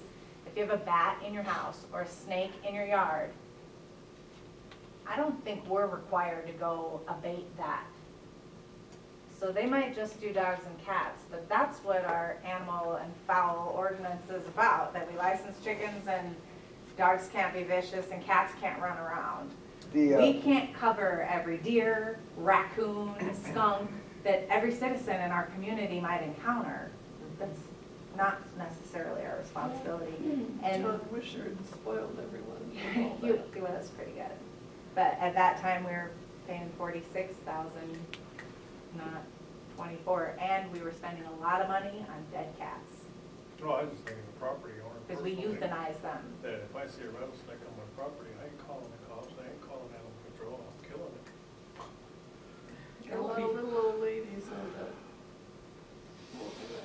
Well, It's a little it's bit. that's probably, probably isn't a budget here discussion item. It is. Yeah, I think we need to budget it, but we've got to have a serious conversation about how we're going to manage it going I forward. agree with Bill. Yeah, And what we're ultimately responsible for. That one wasn't as easy as I thought, I'm sorry. I thought- Way to go, It matters, Misty. and it's an important conversation, but I think when we do have that conversation, what we are responsible for should be considered. Because there are services out there. There are pest control services, there are animal control services that individuals can pay for if they have an issue. I agree, and this has to be revisited, because the current plan is not working. Leave it budgeted, let us get after it and see what we can figure out. Okay. okay. Transit is the next one, next to rabies and animal control, and we approved and we have budgeted $5,000 for Prairie Hills subsidy or donation. I didn't change that one. Skipping cemeteries, skipping airport, skipping nuisance and complaints, definitely all the street stuff. I'm sorry, Go ahead, it's okay, I'm going backwards just a little bit. no problem. When there was fines and stuff for animals, there was nothing, no money there. Revenue, there was 250 or something in there. So we're not, if somebody's dog gets out, we have nobody that can find the people, give them a ticket or something like that? We do have fines. We have listed fines on our fee schedule if that occurs. And typically, our ACO, our last one, when it was city employed and Battle Mountain, it's not gonna find somebody on the first. You're gonna have a couple offenses before they start finding you, and we do have some revenue. Oh, no, okay, no, I, projected. Not near enough to cover the expense that we No, I pay. hear that. That'll I help just you get remember all that. of the fines though. No, if it's for one of our ordinance violations, we get it. It's in our ordinance, so, yeah. but we don't have any animal control officer as such We We just do. have Battle Mountain. Yep, that's who we, Well, I know that's who we got. Contract with. I just wanna make sure in my head that that's Yeah. one of those deals in there. okay, so I'm skipping over quite a few here. I'm going all the way to fire, which is on the other side of development coordinator. So we skip street cleaning, street lighting, snow removal, highway, streets and roadways, development coordinator. We're hitting fire, we've got 90,000 in there. That's what we gave them the last several years. That's what we have budgeted for them this year. And go to the very next one, support services, dispatch for police, and I believe, Mayor, you've got confirmation, 82,500 they'll accept. That's an increase of 27,500 from previous years, but we have budgeted 82,500, and we have confirmation they'll accept that for this next year. So we'll pick that conversation up next year. We'll pick it up this year, as we need to keep talking about it, To but see what percentage 82.5 they will works for accept next for the year. following. I mean, We that's need to get like a 3-year contract or something. significant increase already, 27.5, Yeah. nothing to cough at, so. I'm gonna skip over, definitely skipping over, please. Engineers, pretty simple, I'm not sure what you cut from that, so why don't we go ahead and take a look at the engineer budget. It is just 20% of our engineer salaries and wages that come out of the general fund. The other 80% come 40/40 water and wastewater. So 21.5 looks like a really low amount for salaries and wages for an engineer, but know that that's only 20%. 1650 for payroll taxes, 1290, and same thing, 20%. 1290 for retirement, 550 for workers' comp, 3,025 for group insurance, 150 for unemployment, 355 for insurance, 300 for vehicle repairs. That's routine service for his van. Tracy has a knack for making old stuff run forever and never really needed much for it. He's perfectly comfortable with that number, thinks his 08 Chevy Uplander won't need any more than that next year. But in other departments that we're gonna talk about, they wanna budget $1,200 per vehicle for repairs and maintenance. Newer vehicles than his. $500 for gas, oil, and diesel. $1,200 for travel and conference. We have engineering professional conferences, and we had a good conversation with them about doing some of these, and it's hard for him right now to get away, but we're hoping that he can attend some training. He is a professional engineer. He is so a he professional needs to engineer, maintain that and he knowledge. does a lot of it online, through their Water Association membership. A lot of those classes are offered with the continuing education classes, but we have a budget in there for him to attend some in-person training if he can. 300 for telephone. We actually moved the engineer line under general government. 650 for cell phone. Again, that's 40/40/20 split. Or 65, sorry, 650, $65. And so we have a total engineer requested budget of $30,885. Anybody have any changes or concerns or questions about that? Before we move on, in each of these departments we've been looking at, we've talked about travel and training. Misty and I talked with the departments. Most of you will probably remember that there are a lot of departments that didn't have any travel or conference built into their budgets, and we encourage them, build something in here. There's training that's available for all of your departments. The employees need to feel like we're investing in their future and their training and keeping them current with industry standard. We asked them to go in, so you're going to see training conference, travel conference, and a lot more of these than you had in the past. That's not gonna be like tribal government where they go to every casino-based building, is there? I didn't say that. We're gonna skip past general government buildings and finance. We're gonna land on legal. We have 55,000 projected for legal expenses.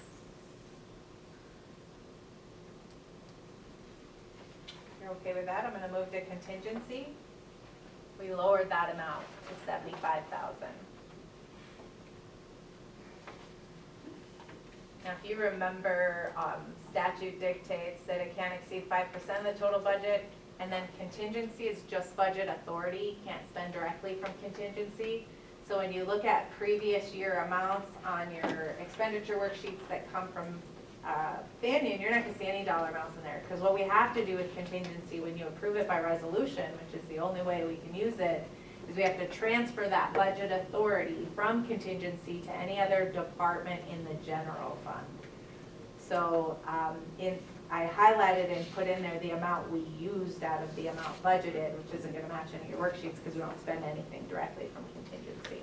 So in 2022, we used 60,600. In 2023, we have projected 75,000. I think we've used 12 or 20,000 of that so far this year. I can't remember. Well, I guess I could look at the expenses because it changed when I transferred out.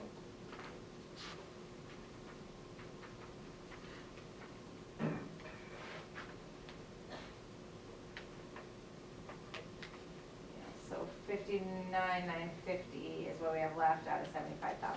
So not even 20,000 has been used this year. So 75,000 is what we have projected for 2024. And then I guess the last easy one I would say is mayor and council.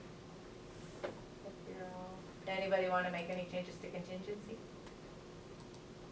Okay, mayor and council, salaries and wages, they've estimated 42,000, 3,000 for payroll taxes, 325 for workers' comp, 275 for insurance, 2,500 supplies and materials, 2,000 travel and conference, 500 for computer software, so 50,600. I called these easy, but we are still looking at a deficit in the general fund. So even these easy ones, if there's something that stands out to you, we're gonna have to make some cuts somewhere. How much is supplies and materials, or is supplies and materials? 2,500. 2,500. How long's it been since the mayor's gotten a raise? That's You can't do, so you can't vote for your own raises. Your wages are based on ordinance, so they're spelled out in ordinance. You have to change an ordinance, and then it wouldn't be able to be effective until a future council, because you can't vote on your own raises. And as long as I've been here, $800 for mayor, $50 per meeting, $200 for council, $50 per meeting, as long as I've been I here. think we're expecting a lot out of the mayor for that amount of money. Just saying. Yeah, I don't disagree. You can't vote on your own, and it's not just changing it in the budget. I'm not asking for my wage. I know. I know what you're saying. Let's clarify that. I am. Misty, on the sidewalk ribbon cutting ceremony, we decided to keep it in, Did you? because I know we talked about it earlier. Yeah, we were just talking about it then. This is the point where you'd make any changes if you wanted to. Oh, my God, these chairs. So I think I'm just kind of wondering or hoping that they're not going to extend out the work on the road and the sidewalk for another year, and that we can plan on having something next year. But it's all kind of iffy, I think. Well, it's, the northern part is going to be next year, Yeah, but the sidewalk Southern should be part done should be this year. done. okay. It's supposed to be done this year. I thought it was Well, going to be your last next thing year. you said was 2024 late summer, right? For the Early sidewalk, fall. I'm still hopeful the sidewalk will be done this year. Oh, okay. But they also thought they would get started 1st of July, Oh, There you go. putting the towers up.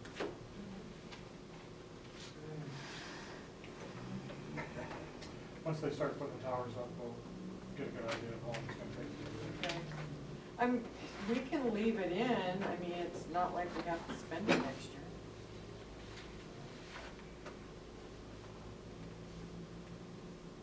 You know, if it's not done. Yeah. Okay.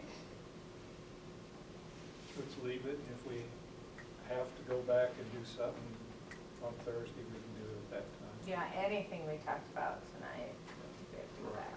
So where are we sitting now with our final total? Well, we didn't cut anything, so. We added a little bit more, right? 456,297. That's what we started with. The deficit, yeah. Can we do, just get another one knocked off Can we do street lighting? Sure. I'd hit recreation too. Street lighting is between street cleaning and snow removal. Street lighting, we have 11,000 in services and fees. We have contracted out lighting repairs and maintenance at $9,000 a year. We pay $750 a month. And I think I put in my notes, we had talked about, we're getting all new streetlights. Are we getting value for this contracted services that we're paying for? And they're not sure that we are, but I did check our contracted agreement, and it doesn't end until 2026, so. You're saying most of the lights aren't even functioning right now. Well, and then when they do need repairs, we pay for them anyway. So I know at City Hall, when I started, I got rid of our Golden West telephony contract and saved us like $4,000. Sure, we still have to pay Golden West when they come to do things for our phone system, but we were paying them anyway. And so this service is supposed to include once a year cleaning, and then they're supposed to tag lights and let them know. We're supposed to tag the lights and let them know when they need service, and then they're supposed to come out within a certain amount of time, but they're not getting out. And so it just seems like an awful lot of money. How much money is it? It's $9,000 a year. Well, we talked about this continuously, haven't we? Well, we just reapproved a contract, and we're in a current contract till March 2026. So for 2024, I'm not sure we can make any changes, so. And then miscellaneous repairs is the other 2,000 that's in that 11,000. We have an additional 2,000 for our own lighting repair performed in-house, 1,000 for supplies and materials, and then the largest part of the street lighting budget is obviously utilities. As you're discussing repurposing our old street lights and putting new lights everywhere, remember that every light comes with a fee. Even if the light's not on, you're paying for services at a location. So $85,000 is what we have budgeted for street lighting. We'd like to change them to LED, or even, we've talked about adding solar to some of them. But that would be another Added budget. expense, yep. So we have 99,000 in our street lighting. Wish we could lower it by 9 for you, but right now we're in a contract, so unless we want to see if we can get out of the contract, that's what it is. They're not meeting the contractual obligation then? Their service, their contractual obligation is to provide the service, and they eventually get here to do the service.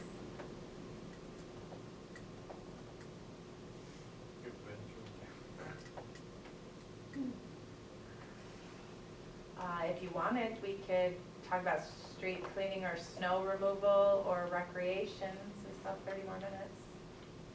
Well, let's get a recreation out of the way, so I don't have to cringe. I think all three of those are easy enough to get through. Okay? Yeah. So I'm gonna wait for recreation till the end. I'm gonna hit the two that are right by the street lighting. So I want to point out when we are projecting revenues, or I'm sorry, expenses, on the first page of the guide to the departments, you'll notice that there's asterisks by highways, streets and roadways, snow removal, street lighting, street cleaning, cemetery, and parks. All city maintenance employees share in these activities. So when we're estimating salaries and wages, I take all those employees' actual figures and I'm adding in the 15% upscale, and I'm trying to guess in total what we're gonna need for the employees we have, the positions that we've approved. And then I'm taking that total number and I'm trying to determine how much time they're gonna spend doing snow removal, how much time they're gonna be doing street cleaning. The part-time people, they can work in the parks one day, streets the next day, cemetery the next day. Our full-time people, they have dedicated areas that they work in, so it's pretty easy to figure out. But in those shared positions, it's hard for us to estimate. So we're doing our best guess. We almost always have to budget additional for snow removal. The whole idea is that it's the same employees, and so when they're doing a job somewhere else, they're not getting paid from this department. So as long as we're covering our projected expenses in total, we're hoping wherever there's an overage, there's a shortage somewhere else. So I just wanted to get that out of the way as we look at especially these two, snow removal and street cleaning. We don't have any dedicated employee to those, so it's a best guess. 25,000 in snow removal, I've estimated for salaries and wages. Again, payroll taxes and retirement are tied to that dollar amount, so 1925 for payroll taxes and 1,500 for retirement. We have nothing in services and fees. In vehicle repairs, we have 5,000. That's routine sander maintenance, plow tips and edges, and hydraulic mount repairs. 5,000 in equipment repairs, that's cutting edges and blades, and they switched to carbide tipped edges, which are a little bit more expensive, but last about twice as long. How much is there, Misty, 5,000, for equipment repairs? yep.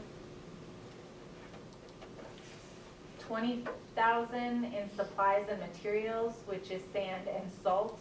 And they try to purchase that in the off season, so they get discounts and then just stock it up, but sometimes they run out because they're just guessing too. Minor tools include brooms, miscellaneous hand tools, and blowers. I have 1,000. Gas, what? Is that enough? They thought so.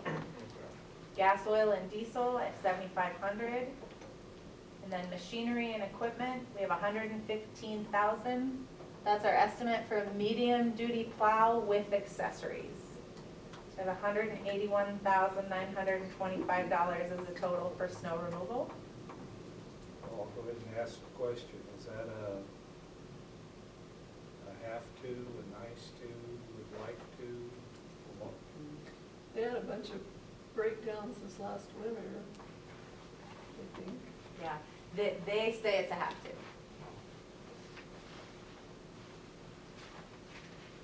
Their fleet is quickly dying on them.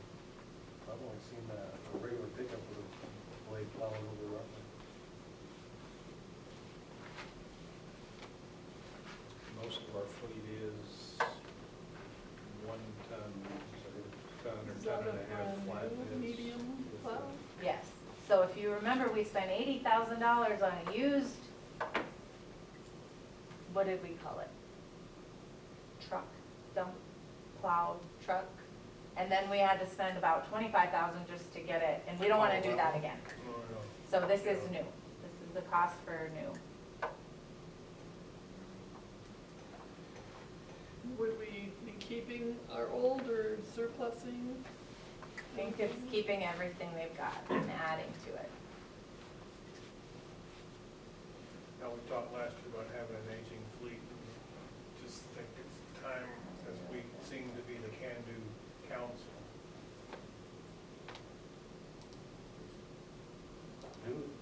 This was a chunk of my Removal? Yeah. If we took that out, it would help a lot, but, and if there's any questions you have related to it that you want us to ask them before we meet again on Thursday, my understanding it was a have to, and it also just adds to the, they weren't saying they were gonna get rid of anything or surplus or get rid of anything. Any questions you want me to ask? Are we ready to go to street cleaning?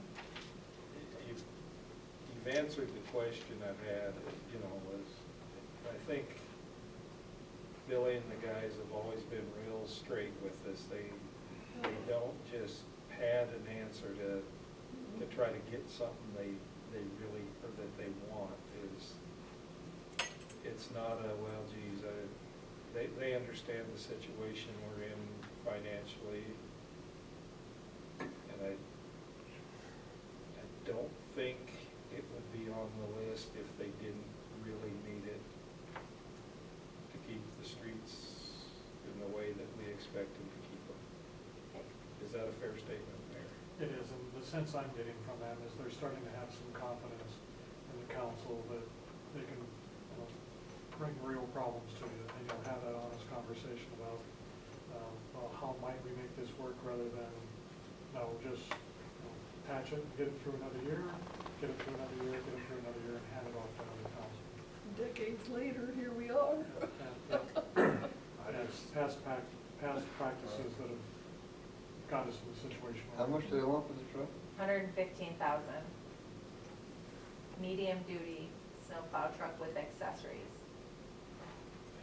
Just, if I It's can- nice having the with accessories instead of having to Yeah, figure out. Surprise, what the add-ons are. that's what we did last time, is all the surprise expenses to get it working. Yeah, Is that a significant increase in like, because these are all gonna require insurance policies, so is that, I would say a couple $100 Kinda minor, not probably really.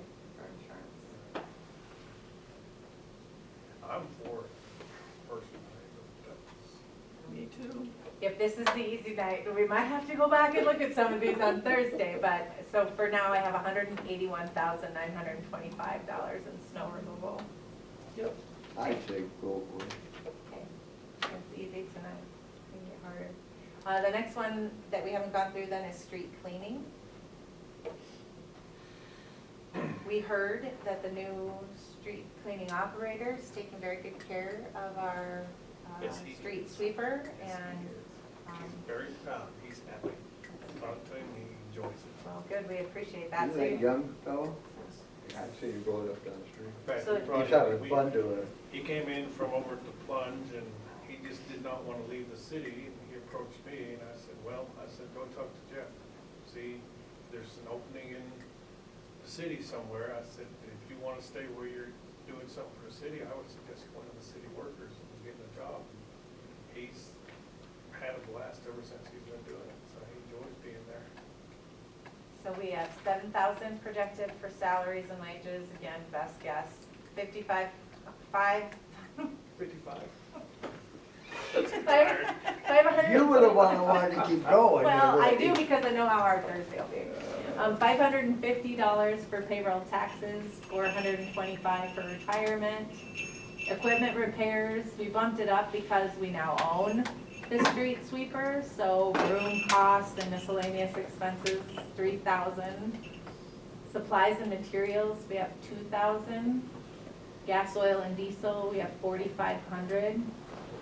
Gonna look and see where we're at year to date. We might be able to take a little off there. It's not gonna help us too much in the long run, but as we work tomorrow, every little bit will help.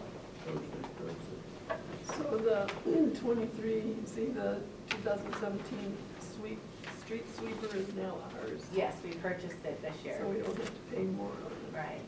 I think you could probably take a little off of gas, oil, and diesel. I mean, if prices go up, because like I said, my magic ball's not here, you would have to supplementally appropriate, because they need it, they need it. But they're at $785 year-to-date in July. They did spend $4,300 in 2022, but before that, 13 and 1,000. So if you wanted to cut 1,000 off there, you maybe could. Fuel? Yeah, gas, oil, and diesel, just because we've spent $785 year-to-date, and it's $4,500 that they're requesting.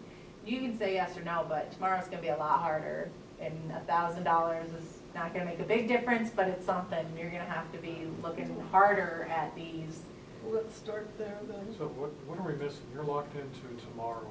Oh, I'm sorry, Thursday. The next time we do this, Yeah. Thursday. It's our last date. She wants to get it over with. No, I don't want to do it tomorrow. So everybody okay with dropping that 3,500? $1,000 up. Yeah. Nope, It's not gonna, no? I'm not. Anybody else have an objection to it? Talking about the gas, oil, and diesel. Yeah. We're at $785 year-to-date. 2022 was a big year, but prior, it was never even over 2,000. So if you don't drop 1,000 here, you're gonna have to pick where to drop it somewhere else. And we have only 400 and something Well, more based on thousand to last year, go. we're still- Based on last year, we're still giving them 3,000 plus. I mean, Last year, they spent 4321, but that was the highest year on record. well, yeah, but that's what I'm saying. Yeah, 35 still. So we need They to have 3,000 budgeted this year, they've spent $785. So we have to cut 450 grand Yes, on Thursday. yep. Those are just chump change. But it's something, you gotta start somewhere, it's easy tonight, It all so goes up gradually. if I have a majority You don't saying think we won't be- 3,500 is okay, I'm I on don't top. think we won't be going back and looking at some Yeah, of those. 'cause Yeah, you will. We'll do it. Because sometimes we'll go to 2 more days. Hopefully not. Okay. So we're taking 1,000 off of Street this. cleaning, I dropped gas, oil, and diesel to 3,500, so that total is 16,475. Why do they have 2,000 for supplies and materials when they've only spent $26? I think that's a great question. I think they're estimating now that they own it, because we put a lot into it right before we bought it. We had a comprehensive analysis done on the machine and did some significant repairs. But they're thinking that there may be more expenses if you wanted to drop that to 1,000. I say leave it for right now and revisit it if we can. But since they've had that evaluation made, But they did the repairs for this I was year. gonna say they did all the they repairs. pretty much know what's been done. I'm sure they didn't just throw it in there to throw it in there. I think they probably have a good idea of what may be coming down the road, so. I think they did estimate, both the 3,000 and the 2,000, just trying to have enough to cover if something else went wrong. I don't know that they have any projected significant costs, because they didn't have any notes and they were Well, just trying that to would give figure. them 5,000, because they did say 3,000 for the equipment repairs and 2,000 for Supplies and materials. supplies, and if they're relating it all back towards the How about I street ask, sweeper, that's $5,000. how about I ask tomorrow, and get an answer before Thursday, what kind of stuff, because if we're given 3,000 for equipment repairs, really what supplies and materials are there? Things with water, right? And the brooms, which are equipment repairs and maintenance. So what if I Well, ask? you ever follow one of those vehicles around like sometimes I do, you see those little bitty metal things go flying out of the broom. So they go pretty quick. Yeah, I see, yeah, please ask him. okay, I'll do that, and we'll leave it for now. The one thing we missed this year, just with not having a city administrator and timing, was sitting down with the department heads, especially those that are from the general fund and going through the budget, and letting them help us cut. We didn't have the time to get that done this year, so. We'll ask on that. Street cleaning, and so with the one change, we're at 16,475, unless there's any other changes you want to see in this budget tonight. And rec, and then we'll wrap it up. It's almost 9:15. Yeah, we want to do rec real quick and wrap it Yeah. up? Okay, Yeah. I think we got time. Yes, see, this is even, no. Now he's just up straight. All right, so recreation. Where's it at? It's right before Rabies and Don't know Animal recreation. Control to the left. You're so helpful. Sorry. It's in English. We jumped around quite a bit tonight, so thanks for bearing with me. Everybody on there? Yep. Okay. We have 27,300 projected for salaries and wages. I did visit with the new department head, and by next year, she feels like by the time we're projecting for 2025, she'll have a better understanding and help project some of those expenses, because as I told you for the last several years, other than the recreation director, I have no way to even estimate. We're doing our best guess, but we usually have some kind of reasoning behind how we're getting there. So we think it's more than enough to cover it, and she thinks within a year she'll be able to help me estimate what's needed to run the programs that they'd like to run. So 2,100 for payroll taxes. There are no full-time employees in this department, so there's no retirement. Workers' comp, 550. Unemployment, 250. Services and fees, 200. We have no more Youth Baseball Association or umpire fees, only WSI certs. Publishing, 200. You know, we talked about, because she was going to drop that, and I said, you know, if you have job openings, you're looking for summertime help, those are the kind of publication costs. And the paper's usually great about running things about the program, but 200 doesn't go very far for publishing if you needed something in the paper. 2,000 for supplies and materials. She tried to drop that down to 500, and I encouraged her to have it up at least 2,000. There's supplies for the various activities. Some of the things she's thinking about is indoor soccer, which she'd need to get goals, thank you.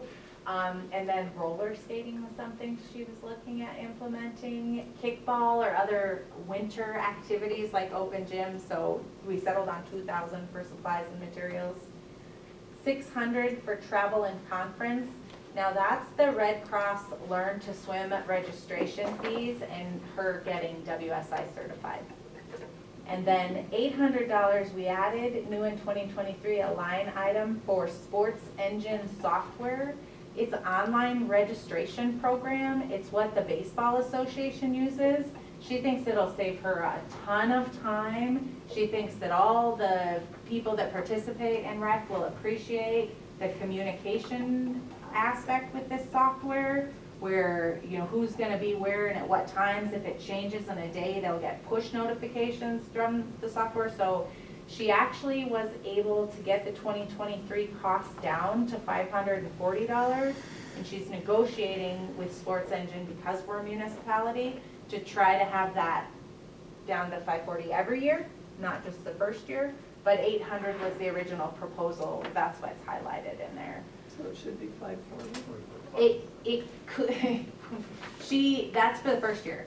She got guaranteed the discount for the first year. Yeah, she's trying to talk about 2024. I think it's probably better to leave it at 800 till we know for sure. It's a very modest budget at 34,000, and I don't see a lot in there that you can cut. Does she know how to run it, or is she gonna get trained?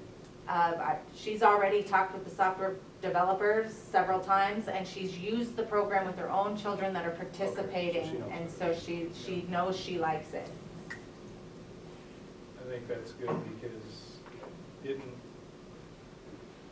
Kathy try to get somebody, a part-time person, to use some of her hours to help with all the scheduling, and it just seems to be a lot cleaner. Well, I'll tell you, Gabby, the go-to getter, I mean, I'm impressed with the short time she had throwing this program together, getting a summer rec program together. I've been talking with her on and off, and if she doesn't know what she knows, she asks somebody. I say, go talk to Misty, the mayor, go talk to whoever, go talk to any committee that's out there, find out what you need to know, and she doesn't hesitate. She gets in there and she does it, so. Her time management is phenomenal too. The amount of stuff she gets done in the amount of hours. I think the parents will like the online registration too. They don't have to take away from work to come at the inconvenient time that we have set up or whatever. So we actually might have an increase in kids participating since they can get them registered easier. I would sure be worried about her implementing roller skating. We really need to get some research done, what it would do to the floor. Yeah, it's just something she's starting to look into I know it's for an idea, but I'm activities. sure. Yeah, it might not even be here. It could They be on won't the let her do it concrete. at the case, that's for outside. sure. Oh. They won't. Yeah, she was visiting with the school about some locations that might have been like concrete areas. Might be the Taste building or something, but they won't. That's a Well, real one of the- special floor at the case. JR, to your point, one of the things that she is willing to do is come to the committee and talk about it, and so that we can bring it, talk about it at the city council also, so that nothing is set in stone. Because she's, all the things that she's done so far, she wanted to go with the old program, but she was hesitant to go with some of the new stuff because she didn't know. She What just was wanted to be fine. careful. She wanted to be real careful, make sure people were safe. So I'm impressed by that. With you. Did you say Taze or Case? Taste. Case center. All right, There's a so, Taze and there's a case. Yeah, in the wintertime, that's full of basketball girls. yeah, no changes to recreation at 34,000. Not yet. Okay. Not yet. All right, well, we're at 8:50. It's good for me. Okay. I'm good.